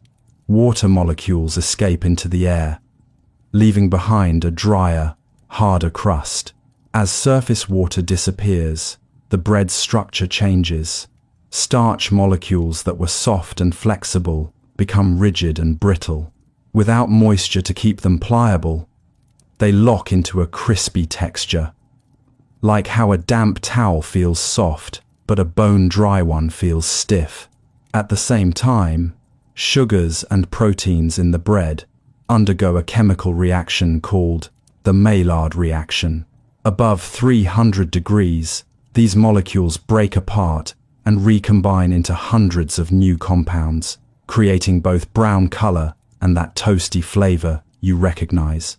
Burn toast too long and it turns black. At extreme temperatures, the Maillard reaction goes too far. breaking molecules down into carbon. Pure carbon is black, which is why charred toast looks and tastes so different from perfectly golden toast. Why static shocks happen in winter. During winter, you reach for a doorknob and zap. A tiny shock jumps between your finger and the metal. Summer never does this, even though you touch the same doorknob every day. Cold weather itself isn't causing the shock. It's what comes with winter air. Your body constantly generates static electricity through friction, walking across carpet, rubbing against your clothes. Even just moving around builds up extra electrons on your skin. Under normal conditions, these electrons leak away into the air before accumulating enough to cause problems.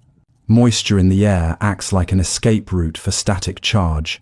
Water molecules in humid air conduct electricity, letting excess electrons flow off your body gradually and harmlessly. Summer air holds lots of moisture, so static never gets a chance to build up. Winter air is bone dry. Cold air can't hold much water vapor, and indoor heating dries it out even more. Without moisture to conduct charges away, electrons pile up on your body with nowhere to go. You become a walking battery, storing thousands of volts. Touch metal and suddenly those trapped electrons find a path to escape.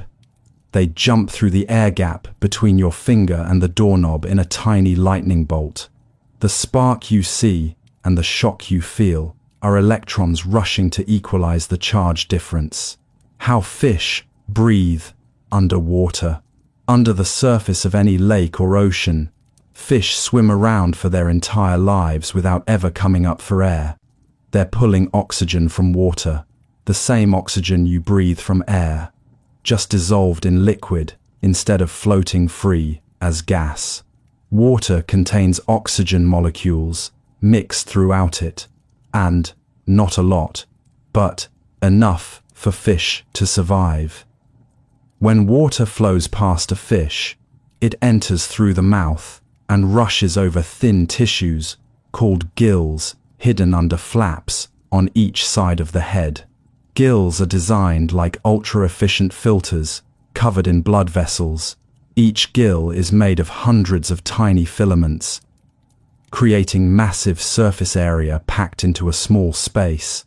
As water flows across these filaments, oxygen dissolved in the water passes through thin membranes directly into the fish's blood.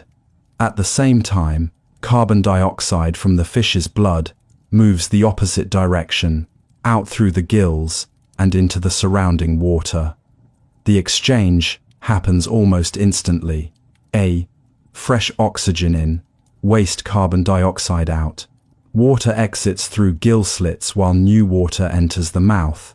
Fish keep water flowing constantly, either by swimming forward with their mouth open or by actively pumping water through when sitting still. Stop the flow and a fish suffocates, just like you would holding your breath. Why the moon looks big. Sometimes, on some nights, the moon hangs enormous near the horizon, looking twice as large as it does hours later when it's high overhead. You could swear it's closer to Earth, yet something strange is happening. The moon isn't actually changing size at all. Your brain judges object size by comparing it to nearby references. When the moon sits low near the horizon, you see it next to trees, buildings, and mountains. Your brain uses these familiar objects as measuring tools. And suddenly, the moon looks massive compared to them. High in the sky, the moon floats alone in empty space, with nothing to compare it against. Without reference points, your brain has no way to judge scale, so the moon appears smaller, even though it's the exact same size in your field of vision. Photograph the moon at the horizon, and again, overhead, measure both images, and they're identical. The illusion exists only in your perception, not in reality.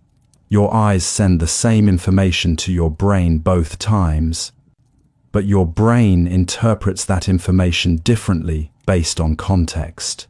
Hold your thumb at arm's length, and you can cover the moon completely, whether it's rising or high overhead. Distance from Earth stays essentially constant.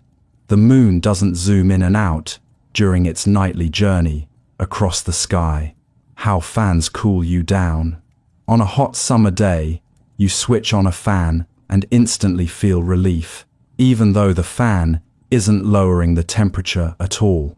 The air it blows is the same temperature as the room. So why do you feel cooler? Your body constantly produces heat from all its internal processes. Every heartbeat, every breath, every thought generates warmth that needs to escape. When you're too hot, your skin releases sweat, water that sits on your surface, waiting to evaporate. Evaporation is where the cooling magic happens. For water to turn from liquid to gas, it needs energy, and it steals that energy as heat from your skin. Each drop of sweat that evaporates pulls warmth away with it, leaving your skin slightly cooler. Without a fan, evaporated water molecules linger in the air right next to your skin. This humid layer slows down further evaporation, like a traffic jam where new cars can't enter because the road is already full. Sweat just sits there, doing nothing. A fan pushes that humid air away and replaces it with drier air. Now, sweat can evaporate freely, taking more heat with it. The moving air also carries away the warm layer that naturally forms around your body, bringing cooler air into contact with your skin continuously. Why apples turn brown when cut? Slice an apple and leave it on the counter. Within minutes, the white flesh turns an ugly brown color. Nothing touched it, no dirt got on it. Yet the apple looks like it's rotting before your eyes. Inside every apple cell, enzymes float around doing their normal jobs of breaking down molecules.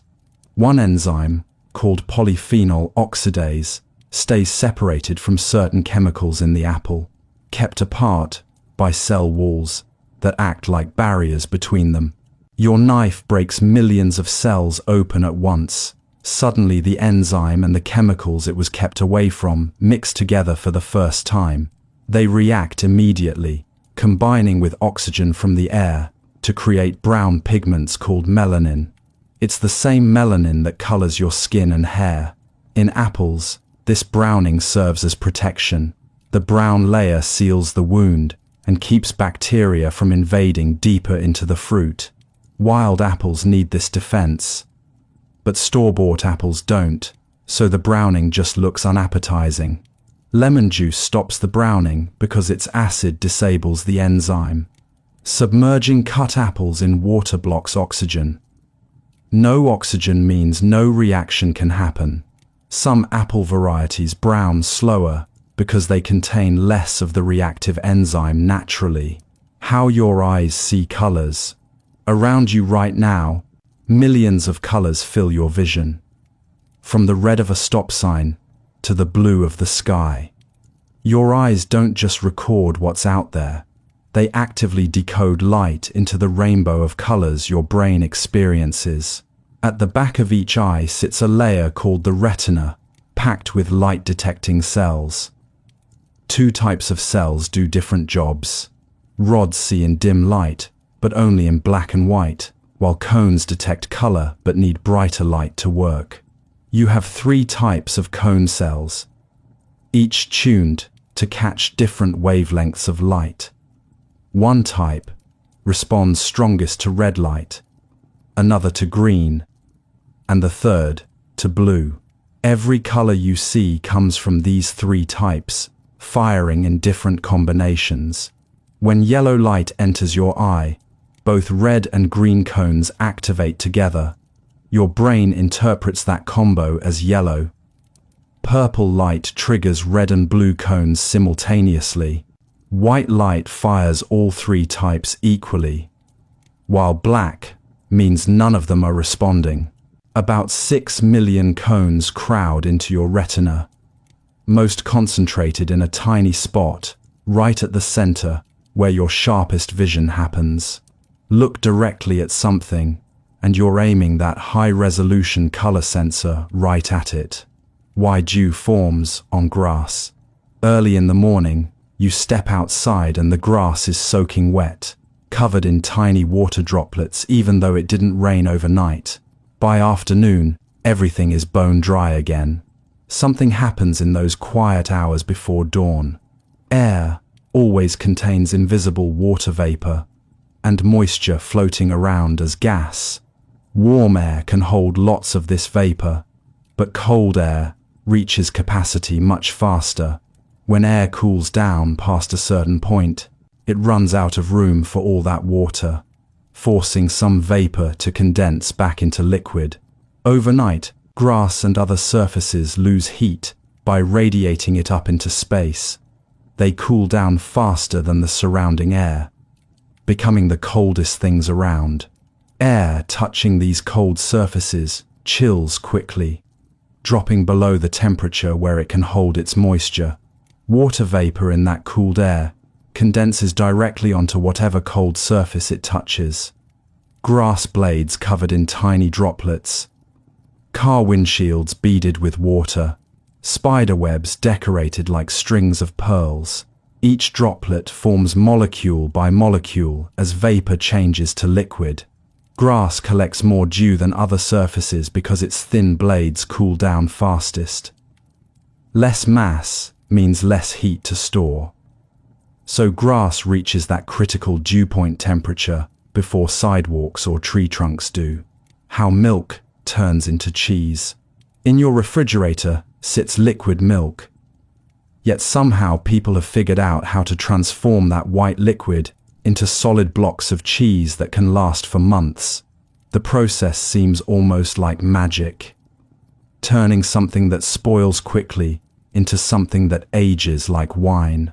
Milk is mostly water, with fat droplets and proteins floating throughout. Those proteins, called casein, normally repel each other and stay separated. They drift around independently, keeping the milk smooth and liquid. Add acid or special bacteria to milk, and everything changes. The casein proteins lose their ability to repel each other. Suddenly they start clumping together. Thousands of proteins link up into chains that tangle and form a network, trapping fat and water inside. Within hours, solid curds form, while liquid whey separates out.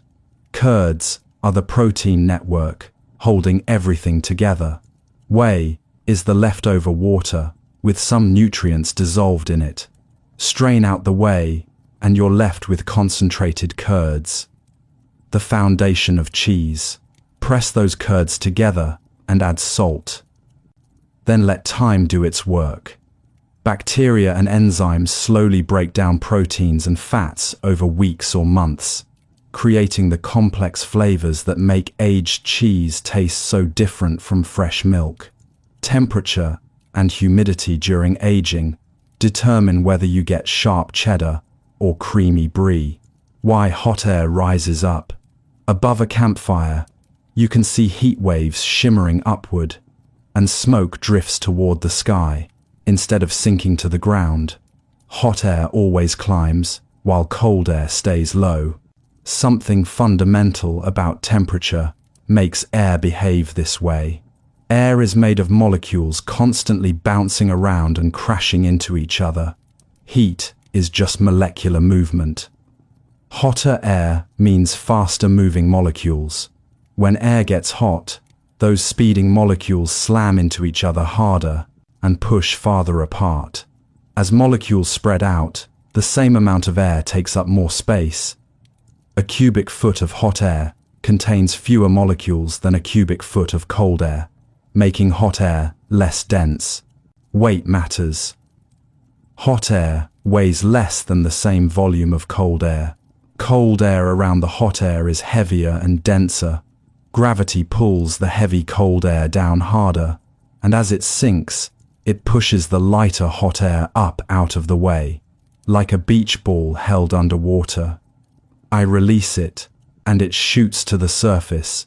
Because water is denser, hot air keeps rising until it cools down enough to match the temperature of surrounding air. At that point, the density equalizes, and the rising stops.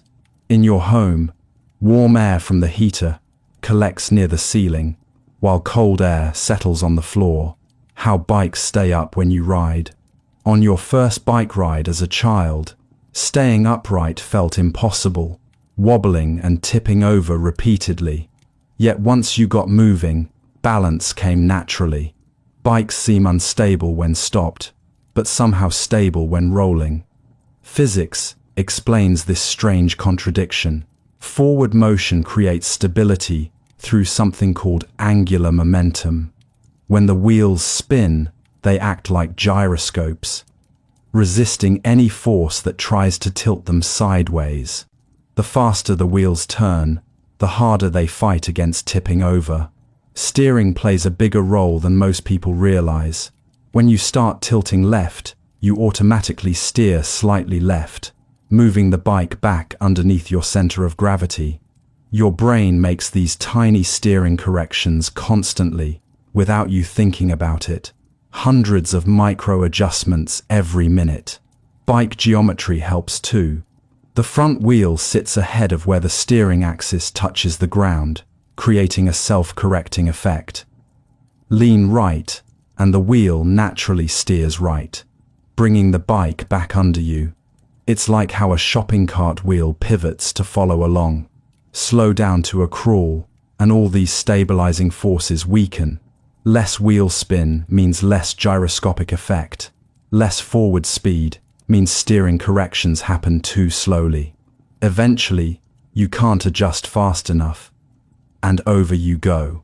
Why some foods taste spicy. Bite into a hot pepper, and your mouth erupts in flames.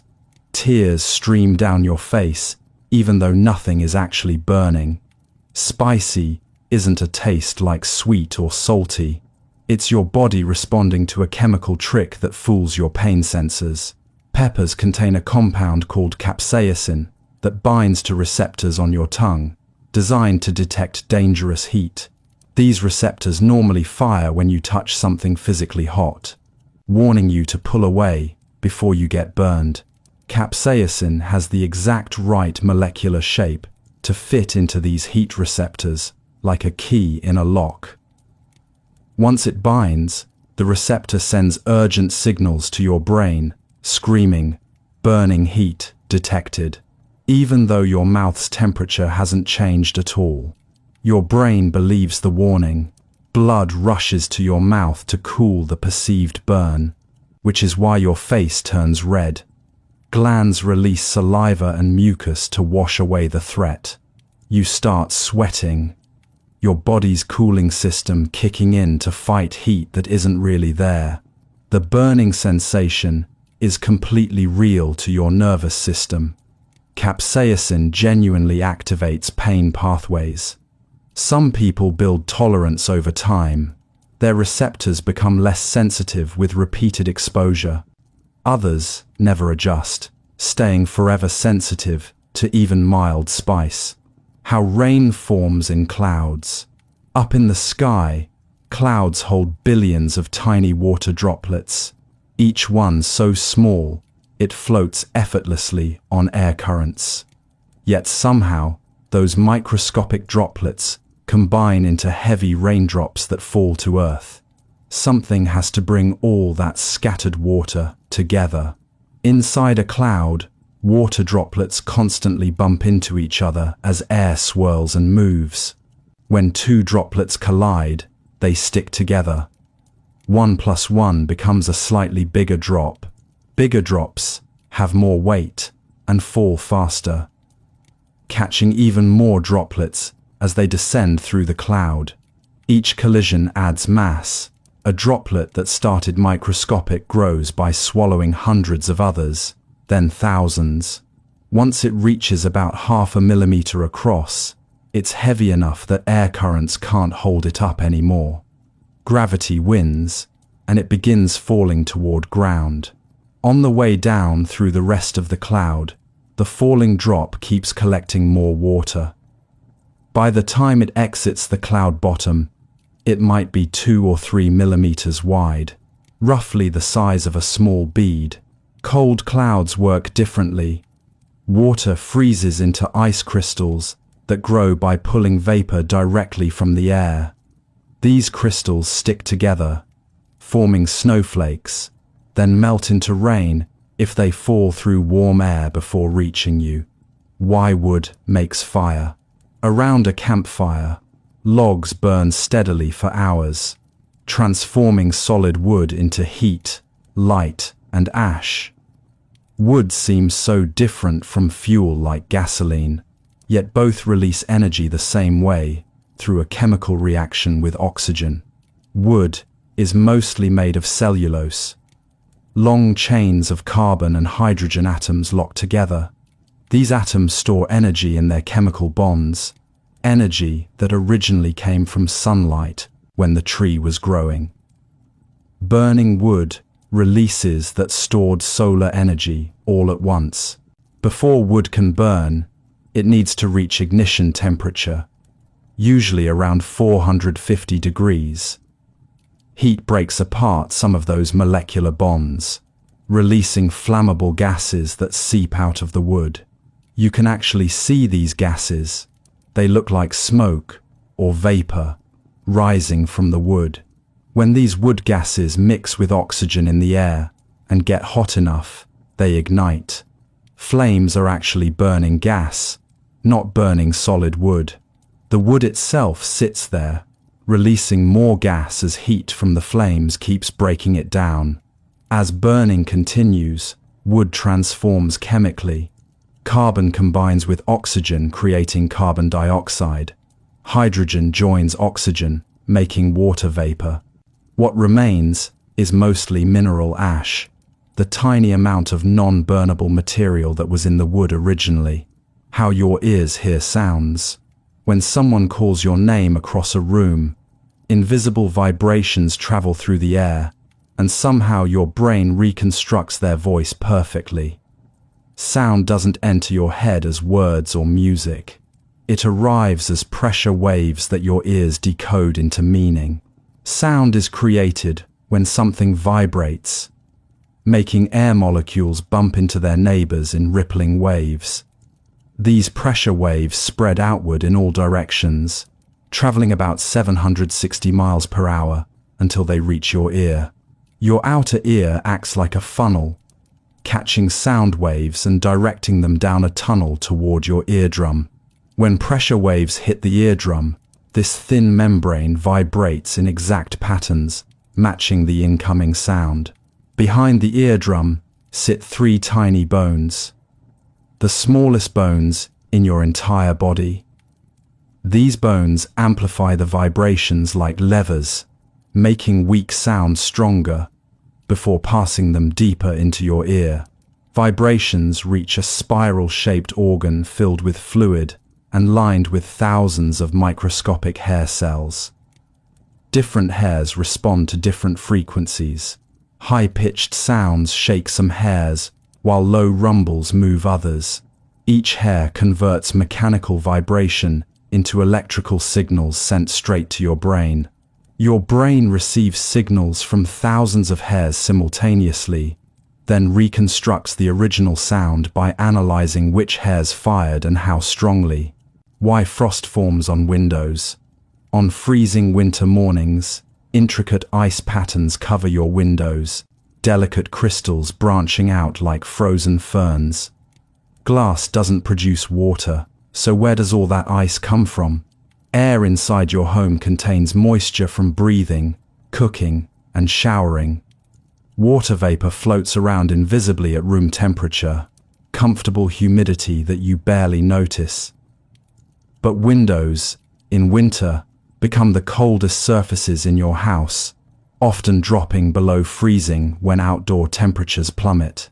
Warm, moist air touches the ice-cold glass and loses its heat instantly. As that air cools down rapidly, it can't hold its water vapor anymore, forcing moisture to condense directly onto the frozen surface. On regular cold glass, you'd get liquid water droplets forming condensation. But when glass sits below 32 degrees, water skips the liquid phase entirely. Vapor transforms straight into solid ice crystals, a process called deposition. Each crystal starts as a tiny seed, then grows as more water molecules lock into its structure. Crystals follow geometric patterns determined by how water molecules bond together. They branch out in six-sided symmetals, creating those beautiful fern-like designs. Imperfections in the glass give crystals starting points, which is why frost patterns look different on every window. How planes stay up in the sky. Above you right now, a metal tube weighing hundreds of tons cruises through the air, carrying hundreds of people, as if gravity doesn't exist. Something about the shape of airplane wings defies what seems possible for such heavy objects. Wings aren't flat. They curve on top and stay flatter underneath. As the plane moves forward, air splits around the wing. Some flows over the curved top, while the rest passes along the flatter bottom. Both streams travel different distances, but must reach the wing's back edge at the same time. Air moving over the longer curved path has to speed up to keep pace with air taking the shorter route underneath. Faster moving air creates lower pressure. It's a quirk of physics called Bernoulli's principle. The wing's top surface ends up with less air pressure pushing down on it than the bottom surface has pushing up. That pressure difference creates lift. Higher pressure underneath pushes the wing upward, harder than lower pressure above pushes it down, and the wing rises. Generate enough lift, and you can overcome gravity's pull. Even for something as massive as a jumbo jet, speed is critical. Too slow, and there's not enough airflow to create the pressure difference needed. Planes must maintain minimum speed, or they simply fall. Why coins sink in water? Drop a coin into a fountain, and it plunges straight to the bottom, settling among hundreds of others that made the same downward journey. Metal seems destined to sink, yet somehow, huge steel ships float easily. Density determines whether objects sink or float. A coin is made of metal, copper, nickel, or zinc, depending on the type. These metals pack atoms together extremely tight, creating material far denser than water. Metal atoms bond close with almost no empty space between them. Water has a density of 1 gram per cubic centimeter. Most coins clock in around 8 to 9 grams per cubic centimeter, meaning they're 8 or 9 times heavier than the same volume of water. Drop a coin in, and gravity pulls it down harder than water can push it up. Ships work differently because they're hollow. A solid steel block would sink instantly, but shape that same steel into a hollow hull, and suddenly it contains huge volumes of air. Air weighs almost nothing, bringing down the ship's average density to less than water. A coin is solid metal all the way through, with no air pockets to lighten it. All that dense material concentrated in a small disk, has no chance for buoyancy to save it. How your brain stores memories. Right now, you can recall your breakfast this morning, a friend's face from years ago, or the words to a song you haven't heard in months. Your brain holds an incredible library of experiences, yet it doesn't work like a computer saving files. Memories form through connections between brain cells called neurons. When you experience something, see a sunset, taste chocolate, hear a laugh, specific neurons fire together in patterns. Each sensation activates different neurons scattered throughout your brain. Neurons that fire together start building stronger connections to each other. It's like wearing a path through grass. Walk the same route repeatedly, and eventually you create a permanent trail. The more often a specific pattern of neurons fires, the easier it becomes for that pattern to activate again later. Recalling a memory means reactivating that same neural pattern. Smell fresh cookies and neurons associated with that scent fire, which triggers connected neurons holding memories of baking with family, which activates neurons storing emotions from those moments. The whole network lights up, reconstructing the experience. Sleep plays a huge role in memory storage. During deep sleep, your brain replays the day's neural patterns, strengthening important connections while letting weak ones fade. Without sleep, memories don't solidify properly. Why steam comes from hot drinks? Pour hot coffee into your mug, and wisps of white vapor rise into the air, dancing upward before disappearing. People call it steam, but what you're seeing isn't actually steam at all. It's something your hot drink creates by interacting with cooler air around it. Steam is invisible. When water boils and turns to gas, those water vapor molecules float away without you seeing anything. Pure water vapor is as clear as the air you breathe. You can't spot it even when it's right in front of your face. What you see rising from coffee is tiny liquid water droplets, millions of them suspended in air. Hot vapor escapes from your drink and immediately hits cooler, room temperature air.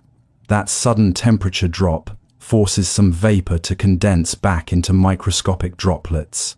These droplets scatter light in all directions, making them appear white and cloud-like.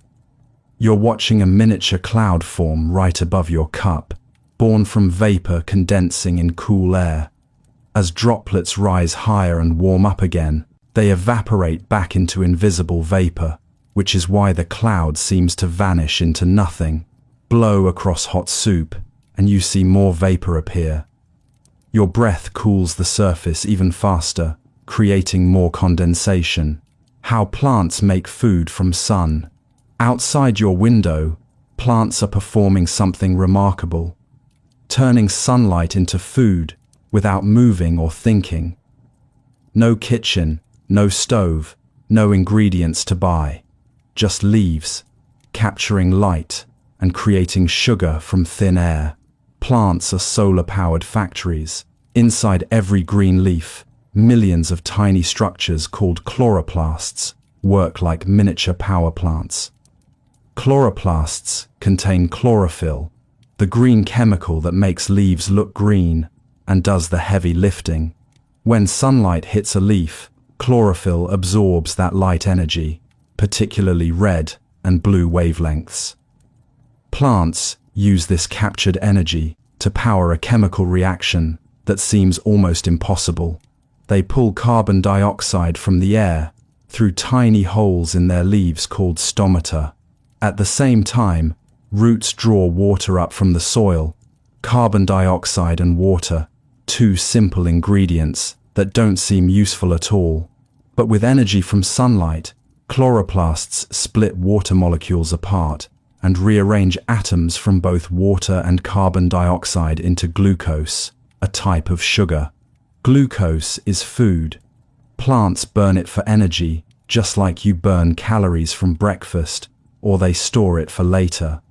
Oxygen gets released as a waste product, which is lucky for you, since that's what you breathe. Why your fingers get pruny in water. After a long bath, you look down at your hands and see wrinkled fingertips, skin puckered into strange ridges like tiny mountain ranges. Nowhere else on your body does this, just fingers and toes, after soaking for a while. For years, people thought water was simply making skin swell up. Absorb too much water and your skin expands, creating wrinkles as excess tissue bunches together. But scientists discovered something surprising. Cut the nerves to your finger, and the wrinkling stops completely. Nerves mean your body is doing this on purpose. When your brain detects prolonged water contact, it sends signals that constrict blood vessels in your fingertips. Less blood flow makes the tissue beneath your skin shrink slightly, while the outer skin layer stays the same size. Skin on top has nowhere to go as the tissue underneath pulls away, so it wrinkles up like a tablecloth on a shrinking table. The pattern isn't random either. Those grooves channel water away like tire treads on a wet road. Wrinkled fingers actually grip wet objects better than smooth ones. Early humans probably benefited from this. Gathering food from streams or handling fish became easier with built-in treads on their fingertips. How honey never goes bad. In ancient tombs sealed for thousands of years, archaeologists have found jars of honey still perfectly edible, not a trace of mold or decay, despite sitting untouched since pharaohs ruled Egypt. Honey possesses an almost magical ability to resist spoiling forever. Bees create honey with extremely low moisture content, only about 18% water. Most bacteria and mold need at least 20% moisture to survive and reproduce. Open a jar of honey, and those microbes literally can't find enough water to stay alive. They dehydrate and die before they can multiply. Sugar concentration plays a role too. Honey is so packed with sugar that water molecules bind tightly to sugar molecules, leaving no free water available for bacteria to use. It's like being surrounded by ocean water you can't drink. The water exists, but it's completely unavailable. Honey is also naturally acidic, with a pH around 4. Most harmful bacteria prefer neutral or slightly alkaline environments. The acidity alone makes honey hostile territory for invaders. Add in hydrogen peroxide that bees introduce during production, and you've got a substance actively fighting contamination. Seal honey in an airtight container, and it literally lasts forever. No refrigeration needed, no preservatives required. Just pure honey sitting on your shelf, as fresh in a decade as it was the day bees made it. Why the ocean has waves. At the beach, waves roll in constantly, crashing onto shore one after another in an endless rhythm that never stops. Even on calm days, the water keeps moving, rising and falling as if the ocean is breathing. Wind creates most ocean waves. Air moving across water's surface drags on it slightly, like running your hand over a bedspread creates wrinkles. The faster the wind blows, and the longer it travels across open water, the bigger the waves it generates. Energy from wind transfers into the water. Molecules at the surface start moving in circular patterns, each one rolling forward and down, then backward and up. This circular motion passes through the water like a ripple spreading from a dropped stone, carrying energy outward without actually moving water long distances. Water near shore behaves differently. As waves enter shallow areas, the bottom of each circular motion drags against the ocean floor. The top keeps moving forward while the bottom slows down, making waves grow taller and steeper. Eventually, the top outruns the bottom completely, and the wave breaks. All that energy built up over miles of open ocean releases in one crashing moment on the beach. Pull energy from thousands of miles of wind, concentrate it into one spot, and you get powerful surf. How your body stays warm. On a cold winter day, you step outside and shiver. Yet your internal temperature stays locked at 98.6 degrees. Outside temps might drop to freezing, but somehow your body maintains its heat without you thinking about it. Your body is constantly burning fuel to generate warmth. Every cell performs chemical reactions that release heat as a byproduct, like tiny furnaces scattered throughout your tissues. Food you eat gets broken down into energy, and much of that energy escapes as thermal radiation, keeping you warm. Blood acts as your heating system. Warm blood from your core circulates out to your skin and limbs, spreading heat evenly like hot water flowing through radiator pipes. When you get too cold, blood vessels near your skin constrict, reducing blood flow to the surface and keeping warmth trapped inside your core. Shivering is emergency heat production. When your body detects dropping temperature, muscles start contracting rapidly and involuntarily. All that muscle movement generates extra heat, sometimes enough to raise your temperature several degrees. Fat under your skin works as insulation, slowing heat loss the way a winter coat does. Air, trapped in the spaces between fat cells, can't carry heat away efficiently, creating a barrier between your warm interior and the cold outside world. Why smoke goes up, not down. Around a campfire, smoke always drifts upward, spiraling toward the sky instead of sinking to the ground where you're sitting. Even the tiniest wisp climbs rather than falls, following an invisible rule that never breaks. Smoke is hot. Fire heats the air around it, and that hot air mixes with smoke particles rising from burning wood. Hot air is less dense than cold air. Its molecules spread farther apart because they're moving faster and bouncing harder against each other. Cold air nearby is heavier and denser. Just like oil floating on water, lighter hot air naturally rises above heavier cold air. Gravity pulls down harder on the dense cold air, forcing it to sink while simultaneously pushing the lighter hot air upward out of the way. Smoke particles get carried along in this rising column of hot air. Individual smoke bits are actually heavier than air. If you could separate them from the heat, they'd fall.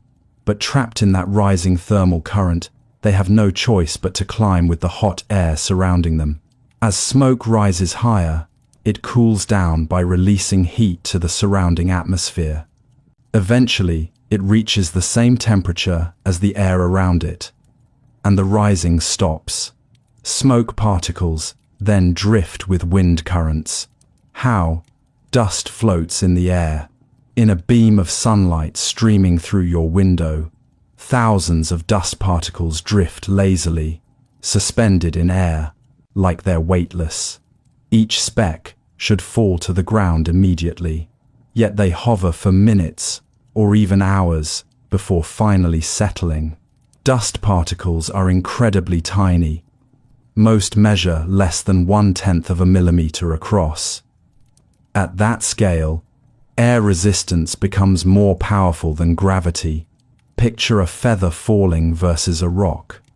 The feather's large surface area, compared to its weight, makes it drift slowly. Dust works the same way. Each particle has huge surface area relative to its microscopic mass, so air molecules constantly bumping against it provide enough resistance to slow its fall dramatically. A dust speck might take hours to drift down from ceiling to floor. Air currents keep dust aloft even longer. Warm air rising from your body, drafts from windows, movements as you walk, all create invisible updrafts and swirls. These air movements can lift dust particles faster than gravity pulls them down, keeping them suspended indefinitely. Dust only settles when air becomes perfectly still, which almost never happens indoors. Even your breathing creates enough air movement to keep nearby particles floating. Why thunder comes after lightning? During a storm, you see lightning flash across the sky. Then, several seconds later, thunder rumbles. Both come from the same event, the same bolt of electricity tearing through clouds. Yet your senses report them arriving at different times. Light travels at an incredible speed, about 186,000 miles per second. When lightning flashes, the light reaches your eyes almost instantly, Even from miles away, it arrives in a tiny fraction of a second. Sound moves much slower. Thunder travels at only 760 miles per hour, roughly the speed of a jet plane. Same thunder, same moment it was created, but it takes its time reaching your ears. Lightning creates thunder through extreme heat. The electrical bolt heats the air around it to temperatures hotter than the sun's surface, about 50,000 degrees. Air expands so violently and rapidly that it creates a shock wave. That's the boom you hear. Count seconds between flash and boom. Divide by 5 and you get the distance in miles. 3 seconds means lightning struck about 3/5 of a mile away. The gap shrinks as storms get closer, until flash and boom happen together when lightning strikes nearby. How your taste buds work. Bite into a lemon and your whole face puckles. Take a spoonful of honey and sweetness floods your mouth. Your tongue doesn't just feel texture. It's actually reading chemical information from everything you eat and translating it into flavors. Covering your tongue are thousands of tiny bumps called papillae, and buried inside these bumps sit your taste buds. Each taste bud contains 50 to 100 receptor cells, specialized sensors designed to detect specific types of molecules. When food touches your tongue, chemicals from it dissolve in saliva and seep down to reach these receptor cells. Different receptors respond to different molecules. Some fire when they encounter sugars, others react to acids, and still others detect bitter compounds or salt. Once a receptor detects its target molecule, it sends an electrical signal racing toward your brain. Your brain receives messages from thousands of taste buds simultaneously, combining all that information to create the complex flavor you experience. You have 5 basic taste categories: sweet, sour, salty, bitter, and umami. Every flavor you've ever tasted is some combination of these 5, mixed with smell, texture, and temperature to create what seems like infinite variety. Why sand is made of tiny bits. At the beach, you scoop up a handful of sand. In millions of individual grains, slip through your fingers like they're trying to escape. Each grain looks like a miniature rock, because that's exactly what it is. Sand starts as solid rock. Mountains, cliffs, boulders, sitting intact for thousands of years. But nothing lasts forever when nature goes to work, breaking things down. Wind, rain, ice, and waves attack rock surfaces constantly, wearing them away grain by grain. Water seeps into tiny cracks in rocks and freezes overnight. Ice expands with incredible force, widening those cracks until chunks break off. Waves crash against coastal rocks, grinding them down bit by bit. Even wind carries dust particles that act like sandpaper, slowly eroding exposed surfaces. Broken rock pieces tumble in rivers and oceans, smashing against each other for centuries. Sharp edges wear smooth. Large chunks become smaller chunks, until eventually they're ground down to sand-sized grains. Each grain is a fragment of rock that survived the journey. Most sand grains are quartz, one of the hardest minerals that resists breaking down. Softer minerals crumble into dust or dissolve in water, leaving behind only the toughest survivors as sand. How wool keeps you warm. On a freezing winter day, you pull on a wool sweater and within minutes feel noticeably warmer, even though wool itself generates no heat. Something about these fibers from sheep works better than most other fabrics at trapping warmth. Wool fibers have a crimped, wavy structure, like springs coiled along their length. When woven into fabric, these crimps create countless tiny air pockets between individual fibers. Air is one of the best insulators in nature. It conducts heat very poorly compared to solid materials. Your body constantly radiates heat. Without insulation, that warmth escapes into cold air around you, leaving you chilled. Wool traps air close to your skin, creating a barrier layer where your body heat gets stuck instead of flowing away. Each wool fiber also absorbs moisture from your skin without feeling wet. As water vapor gets absorbed, a chemical reaction releases a tiny bit of heat, actually warming the fabric. Wool can absorb up to 30% of its weight in moisture while still feeling dry to the touch. Wool's scales on each fiber surface create friction, helping trap even more air between layers of clothing. Cotton flattens and compresses, but wool's natural springiness maintains those crucial air pockets, even under pressure. Why paint dries hard? Brush wet paint onto a wall, and it flows smoothly, spreading easily across the surface. Return an hour later and touch it, solid and hard, completely transformed from the liquid you applied. Paint is a mixture of colored pigments suspended in a liquid carrier. That liquid could be water, oil, or chemical solvents, depending on the paint type. Pigments are tiny solid particles that give paint its color, but they need liquid to keep them spreadable. Once you apply paint, the liquid portion starts escaping. Water-based paint loses water to evaporation. Molecules drift into the air as vapor. As liquid disappears, pigment particles get pushed closer together, no longer floating freely, but starting to pack tight. Most modern paints contain polymers, long-chain molecules that act like microscopic strings.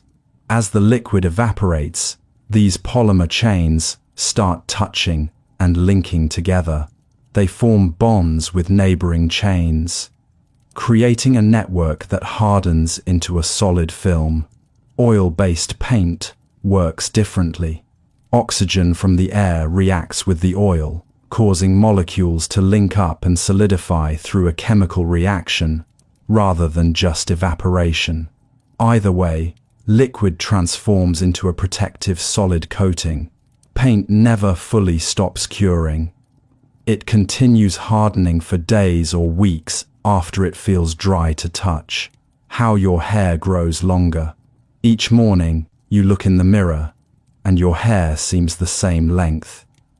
Yet months later, it's noticeably longer. Hair grows so gradually, you never catch it happening.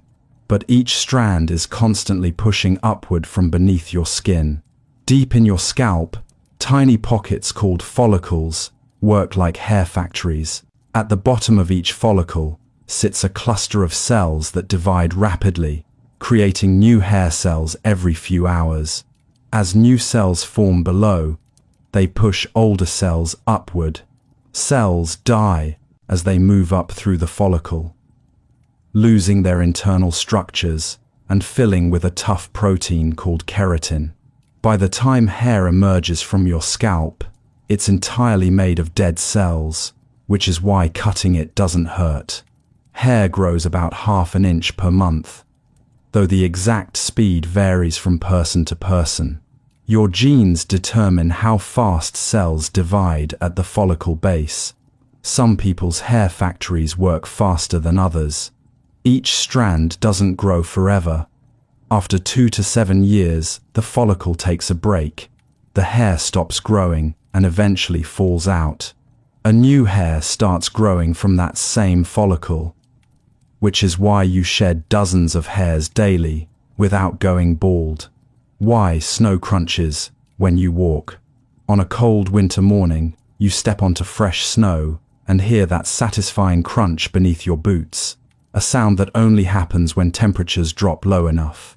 Warmer snow stays silent, but frozen snow announces every footstep. Snow is made of ice crystals, delicate structures with branches and arms extending in intricate patterns. Fresh snow piles up with these crystals loosely stacked on each other. leaving air gaps throughout like a fragile scaffolding of frozen architecture. When you step down, your weight crushes thousands of these crystals at once. Each crystal snaps and breaks, fracturing under pressure as its delicate structure collapses. Multiply that by thousands of crystals breaking simultaneously, and you get that distinct crunching sound. Temperature determines how brittle the ice crystals are. Below about 14 degrees, ice becomes extremely hard and brittle, shattering easily under pressure. Warmer snow near the melting point has slightly softer, more flexible crystals. They compress and bend instead of snapping. Dry snow crunches louder than wet snow. Moisture acts like glue between crystals, dampening the sound and making them slide past each other rather than fracturing cleanly. Cold, dry snow gives the best crunch because nothing cushions those crystal breaks. How cotton turns into soft cloth. In your closet right now, cotton t-shirts and sheets feel soft against your skin. Yet they started as fuzzy white balls growing on plants in fields. Transforming raw cotton into wearable fabric takes several steps that fundamentally change its structure. Cotton bolls burst open on the plant, revealing fluffy white fibers, each one a single cell that grew to be about an inch long. Farmers harvest these fibers and send them to processing facilities, where machines separate the fluffy cotton from seeds and debris. Raw cotton fibers are short and tangled, useless in this state. Mills feed them through carding machines with thousands of fine wire teeth that comb the fibers, aligning them roughly in the same direction and removing remaining impurities. What emerges looks like a loose rope of parallel fibers. Spinning comes next. Machines twist these aligned fibers together, creating yarn strong enough to weave. As fibers twist around each other, friction holds them together, turning thousands of short pieces into one continuous thread. Weaving or knitting interlocks the yarn into fabric. Threads cross over and under each other, creating the cloth structure you recognize. Final steps include washing and softening treatments, breaking down natural waxes and fluffing up the fibers to create that signature cotton softness. Why salt makes food taste better. Sprinkle salt on bland food, and suddenly flavors come alive. What tasted dull moments ago now bursts with taste. Salt isn't just adding its own salty flavor. It's actually changing how your tongue perceives everything else on the plate.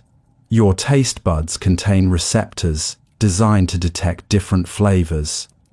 When you eat unsalted food, these receptors send weak signals to your brain, like whispers you can barely hear. Salt amplifies those signals, making them louder and clearer. Sodium ions from salt interact directly with taste receptors. They suppress bitter flavors while enhancing sweet and savory ones, essentially turning down unpleasant tastes and turning up pleasant ones. Food that tasted flat suddenly has depth and complexity. Salt also triggers saliva production. More saliva means food compounds dissolve faster and spread across more of your tongue, giving receptors better access to flavor molecules. Without enough moisture, many flavors stay locked in the food instead of reaching your taste buds. Beyond your tongue, salt affects how you smell food. Aroma compounds need to be volatile, able to float up to your nose. Salt helps release these compounds from food, sending more scent molecules into the air, where your nose can detect them. How your bones stay strong. Right now, your skeleton is supporting your entire body weight, holding you upright while letting you move freely. Bones seem solid and unchanging, like permanent structures built once and left alone.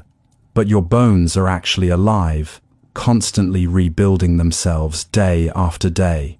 Bones aren't static mineral deposits. They're filled with living cells that work around the clock.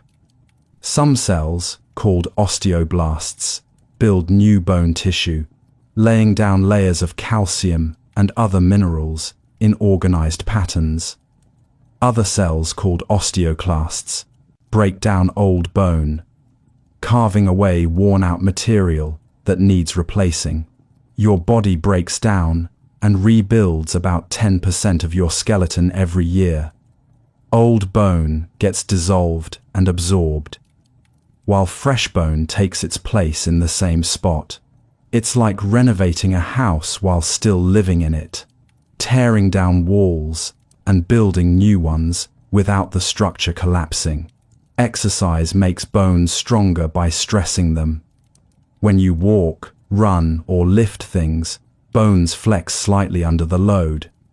Cells detect this stress and respond by building extra bone tissue, reinforcing areas that get used most. Stop exercising and bones get weaker. Your body removes unnecessary material to save resources. Calcium from your diet provides raw material for new bone. Without enough calcium, your body steals it from existing bones, weakening them over time. Why bubbles are round. Blow a bubble and watch it float away. Perfectly spherical, no matter how you shaped your breath. Square soap wands, triangular frames, even star-shaped blowers. Every bubble emerges as a flawless sphere. Surface tension pulls bubbles into this shape. Soap film is made of molecules that attract each other, trying to get as close together as possible. They pull on each other from all directions, creating tension across the entire surface, like a stretched rubber sheet. Air trapped inside pushes outward evenly in all directions. Pressure from the air wants to expand, while surface tension wants to contract. These two forces reach a balance, and mathematics proves that only one shape satisfies both forces equally at every point. Spheres have the smallest surface area for any given volume. A bubble minimizes how much film it needs, while maximizing the air it contains, nature's most efficient packaging. Any other shape would require more surface area to hold the same amount of air, wasting soap molecules and taking extra energy. Gravity does distort bubbles slightly when they're on surfaces, making them a bit flatter on the bottom, but floating freely in air, bubbles become nearly perfect spheres, solving a geometry problem without thinking about it. How paper is made from trees. In your hands right now, this paper started as a living tree, tall and solid, with bark protecting layers of wood inside. Transforming a tree into thin, flexible sheets takes several steps that completely change wood's structure. Trees are mostly cellulose, long fibers bundled together with a natural glue called lignin. These fibers give wood its strength, holding everything rigid so trees can stand tall for decades. Paper makers need those fibers, but not the lignin holding them together. Mills cut trees into small chips and cook them in chemicals that dissolve lignin away. After hours of cooking at high temperatures, the wood breaks down into a soupy mixture called pulp. Individual fibers floating freely in water instead of locked together in solid wood. Workers wash and bleach the pulp, removing remaining impurities and lightening the color. What remains is millions of cellulose fibers suspended in water, each one microscopic in width but packed with potential for making paper. Machines spread this watery pulp onto giant screens that drain away most of the liquid. As water escapes through the screen, fibers settle and interlock, forming a wet mat. Fibers bond to each other through hydrogen bonds, creating a network strong enough to hold together. Rollers squeeze out remaining water and press the mat flat. Then heated rollers dry it completely into finished paper. why some things glow in the dark. Turn off the lights in your bedroom, and certain objects keep shining, glowing eerily, without any power source or battery. Stars on your ceiling, watch hands, toys. They absorbed light earlier, and now release it slowly back into the darkness. Inside glow in the dark materials. Special chemicals called phosphors store light energy. When light hits these phosphors during the day, electrons inside their atoms get excited, jumping to higher energy levels like climbing stairs. But unlike normal materials, where electrons fall back down instantly, phosphors trap them temporarily. Electrons don't want to stay in these high energy states. They're uncomfortable up there, constantly trying to return to their normal resting position. But the chemical structure of phosphors creates barriers, forcing electrons to take their time coming back down. As electrons finally drop back to lower energy levels, they release the stored energy as visible light. Each electron releases one photon, and billions of electrons dropping simultaneously create that green or blue glow you see. The glow fades because electrons eventually run out. After hours in darkness, all excited electrons have returned to their resting states, releasing all their stored light. Expose the material to bright light again, and you recharge it, and exciting electrons back up to start the cycle over. How your nose gets stuffy when sick. When a cold hits, breathing through your nose becomes impossible. Not because of mucus alone, but because the passages inside have swollen nearly shut. Your nose feels blocked solid, yet blow into a tissue and barely anything comes out. Viruses invade the cells lining your nasal passages. Your immune system detects these invaders immediately and launches a counterattack. Blood vessels in your nose dilate, becoming wider to rush more blood, carrying white blood cells to the infection site. More blood flow means more fluid leaking from vessels into surrounding tissue. Nasal tissue swells from all this extra fluid, like a sponge, soaking up water and expanding. Swollen tissue takes up space, narrowing the air passages until there's barely room for air to flow through. Your body does produce extra mucus to trap viruses, but the stuffiness comes mainly from inflammation, not mucus buildup. Touch the outside of your nose when sick, and it might feel warmer than usual.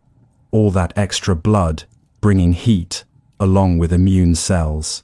Decongestants work by constricting blood vessels, reducing blood flow, and shrinking swollen tissue. As swelling goes down, airways open back up, and suddenly you can breathe again, even though the infection hasn't cleared yet. Why flowers have bright colors? In gardens and meadows, flowers display vivid reds, purples, yellows, and oranges, standing out dramatically against green leaves. Plants can't move or make sounds, so they use color as their advertising strategy to attract the help they desperately need. Flowers need pollinators, bees, butterflies, birds, and other creatures that transfer pollen between plants. Without this service, many plants can't reproduce, so they've evolved bright petals as billboards shouting "food available here" to passing insects and animals. Different colors attract different pollinators.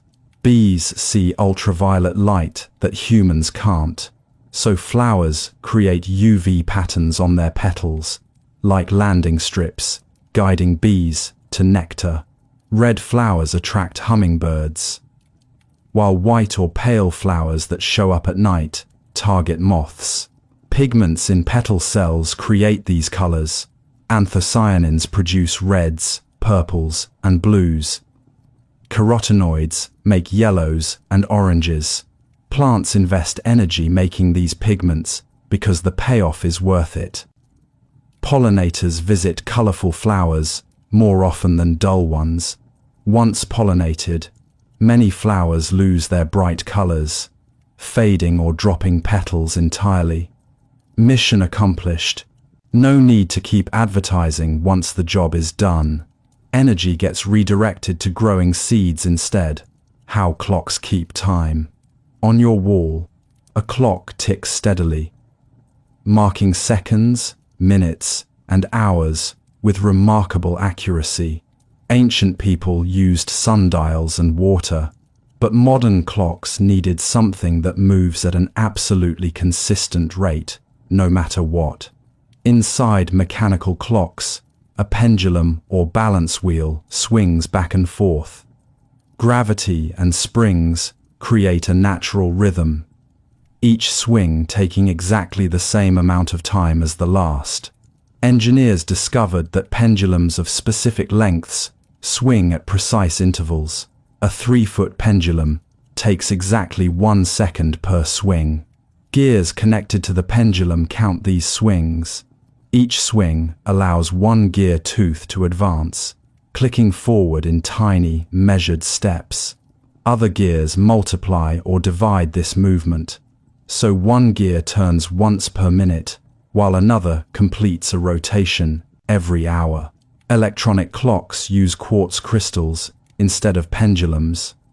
Apply electricity to quartz, and it vibrates at an incredibly stable frequency, 32,768 times per second. A computer chip counts these vibrations, dividing them down to mark off seconds.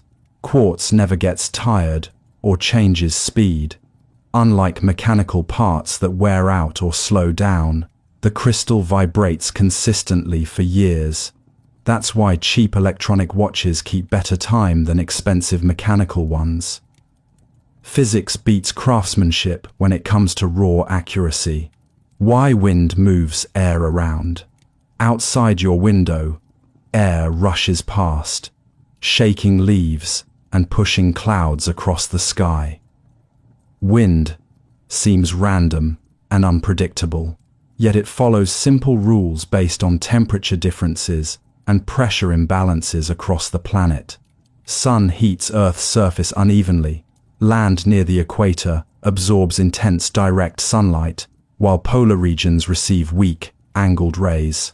Hot, equatorial air becomes less dense and rises, while cold polar air stays heavy and sinks.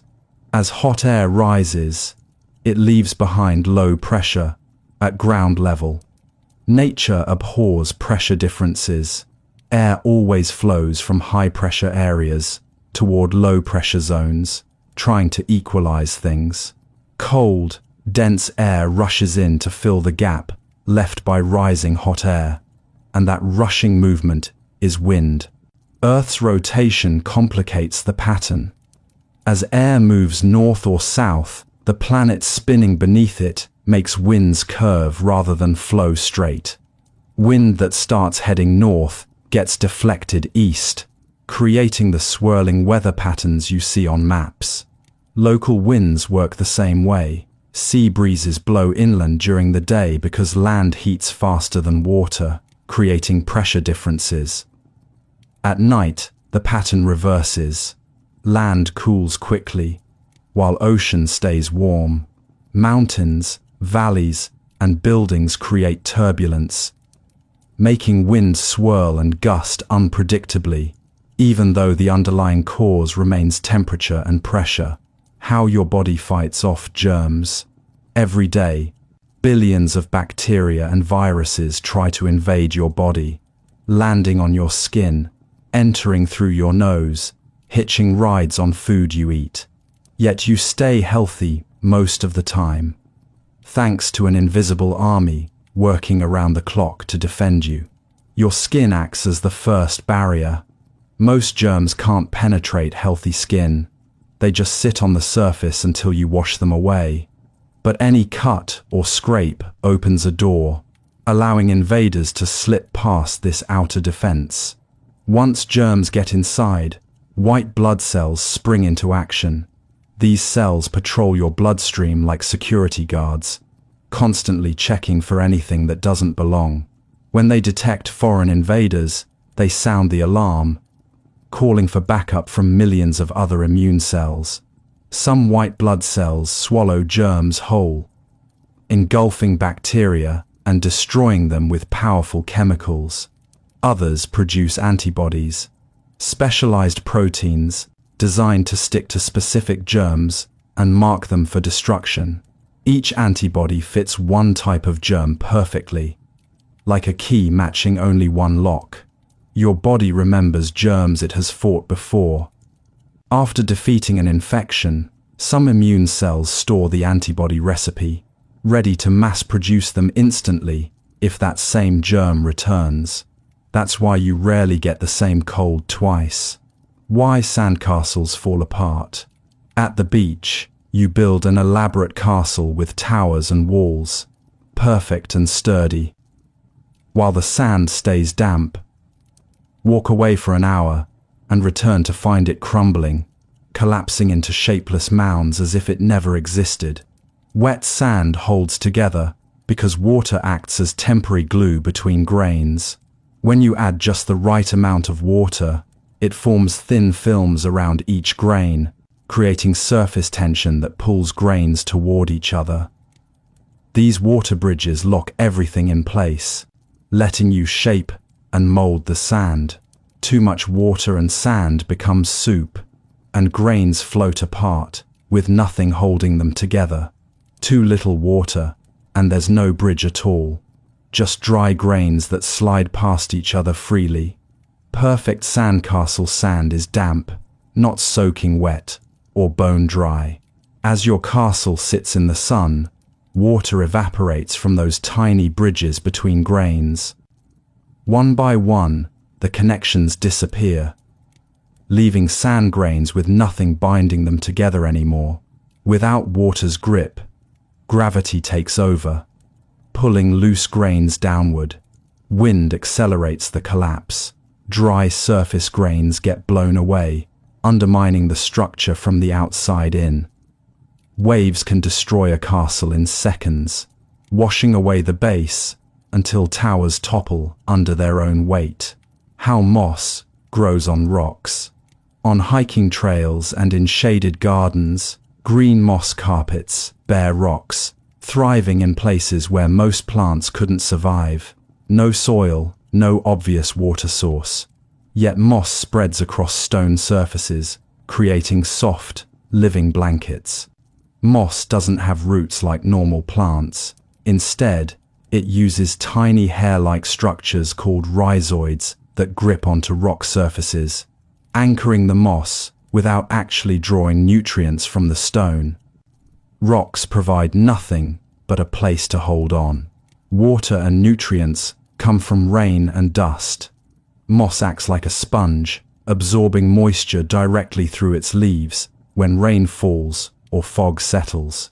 Dust particles and dissolved minerals in that water provide all the nutrition moss needs. No soil required. Moss prefers damp, shady spots where it won't dry out too quickly. North-facing rocks in forests stay moist longer than sunny surfaces, giving moss time to absorb enough water before the next rain. Once established, moss itself helps retain moisture, creating a microclimate that keeps the rock surface damp. Each moss plant is incredibly small, but thousands grow together, forming colonies. As older moss dies at the bottom, it slowly breaks down, creating a thin layer of organic material that helps new moss grow even better. Why your breath shows in cold air. On freezing winter mornings, you exhale and watch your breath materialize as a white cloud, floating away like smoke, even though nothing is burning. Warm days never produce this effect. Your breath stays invisible, no matter how hard you breathe. Air, leaving your lungs, carries water vapor, moisture that evaporated from the wet surfaces inside your respiratory system. At body temperature, this water stays as invisible gas, just like the humidity floating around you on any day. When that warm, moist breath hits frigid air, temperature drops instantly. Cold air can't hold nearly as much water vapor as warm air, so the moisture becomes oversaturated with nowhere to go. Physics forces some vapor to condense back into liquid, forming billions of microscopic water droplets. These tiny droplets scatter light, making them appear white, like miniature clouds. You're essentially breathing out a cloud. Water vapor condensing the same way clouds form high in the atmosphere when warm air cools. The cloud disappears quickly because droplets either evaporate back into gas or fall as they grow heavier. Warmer ambient temperatures speed up evaporation, which is why breath clouds last longer on colder days.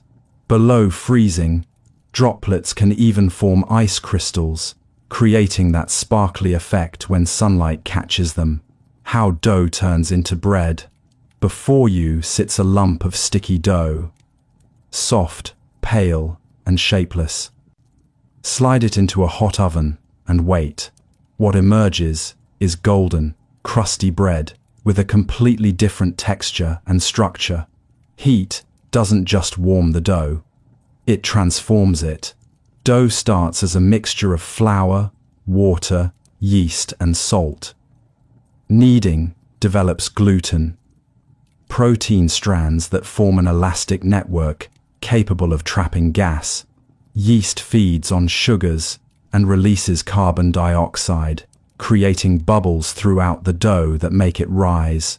When dough enters the oven, several reactions happen simultaneously. Yeast gets a final burst of activity from the heat, producing extra gas that makes the dough expand dramatically in the first few minutes. Bakers call this oven spring, the last chance for the bread to grow. Around 140 degrees, yeast dies and stops producing gas, but heat continues working. Starches in the flour absorb moisture and gelatinize, setting the bread's structure.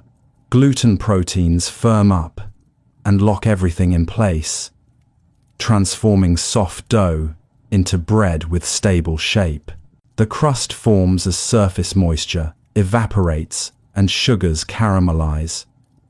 Maillard reactions between proteins and sugars create hundreds of flavor compounds, giving bread its distinctive taste and golden brown color. And, with that, you've journeyed through 100 everyday miracles, explained simply. Sleep well.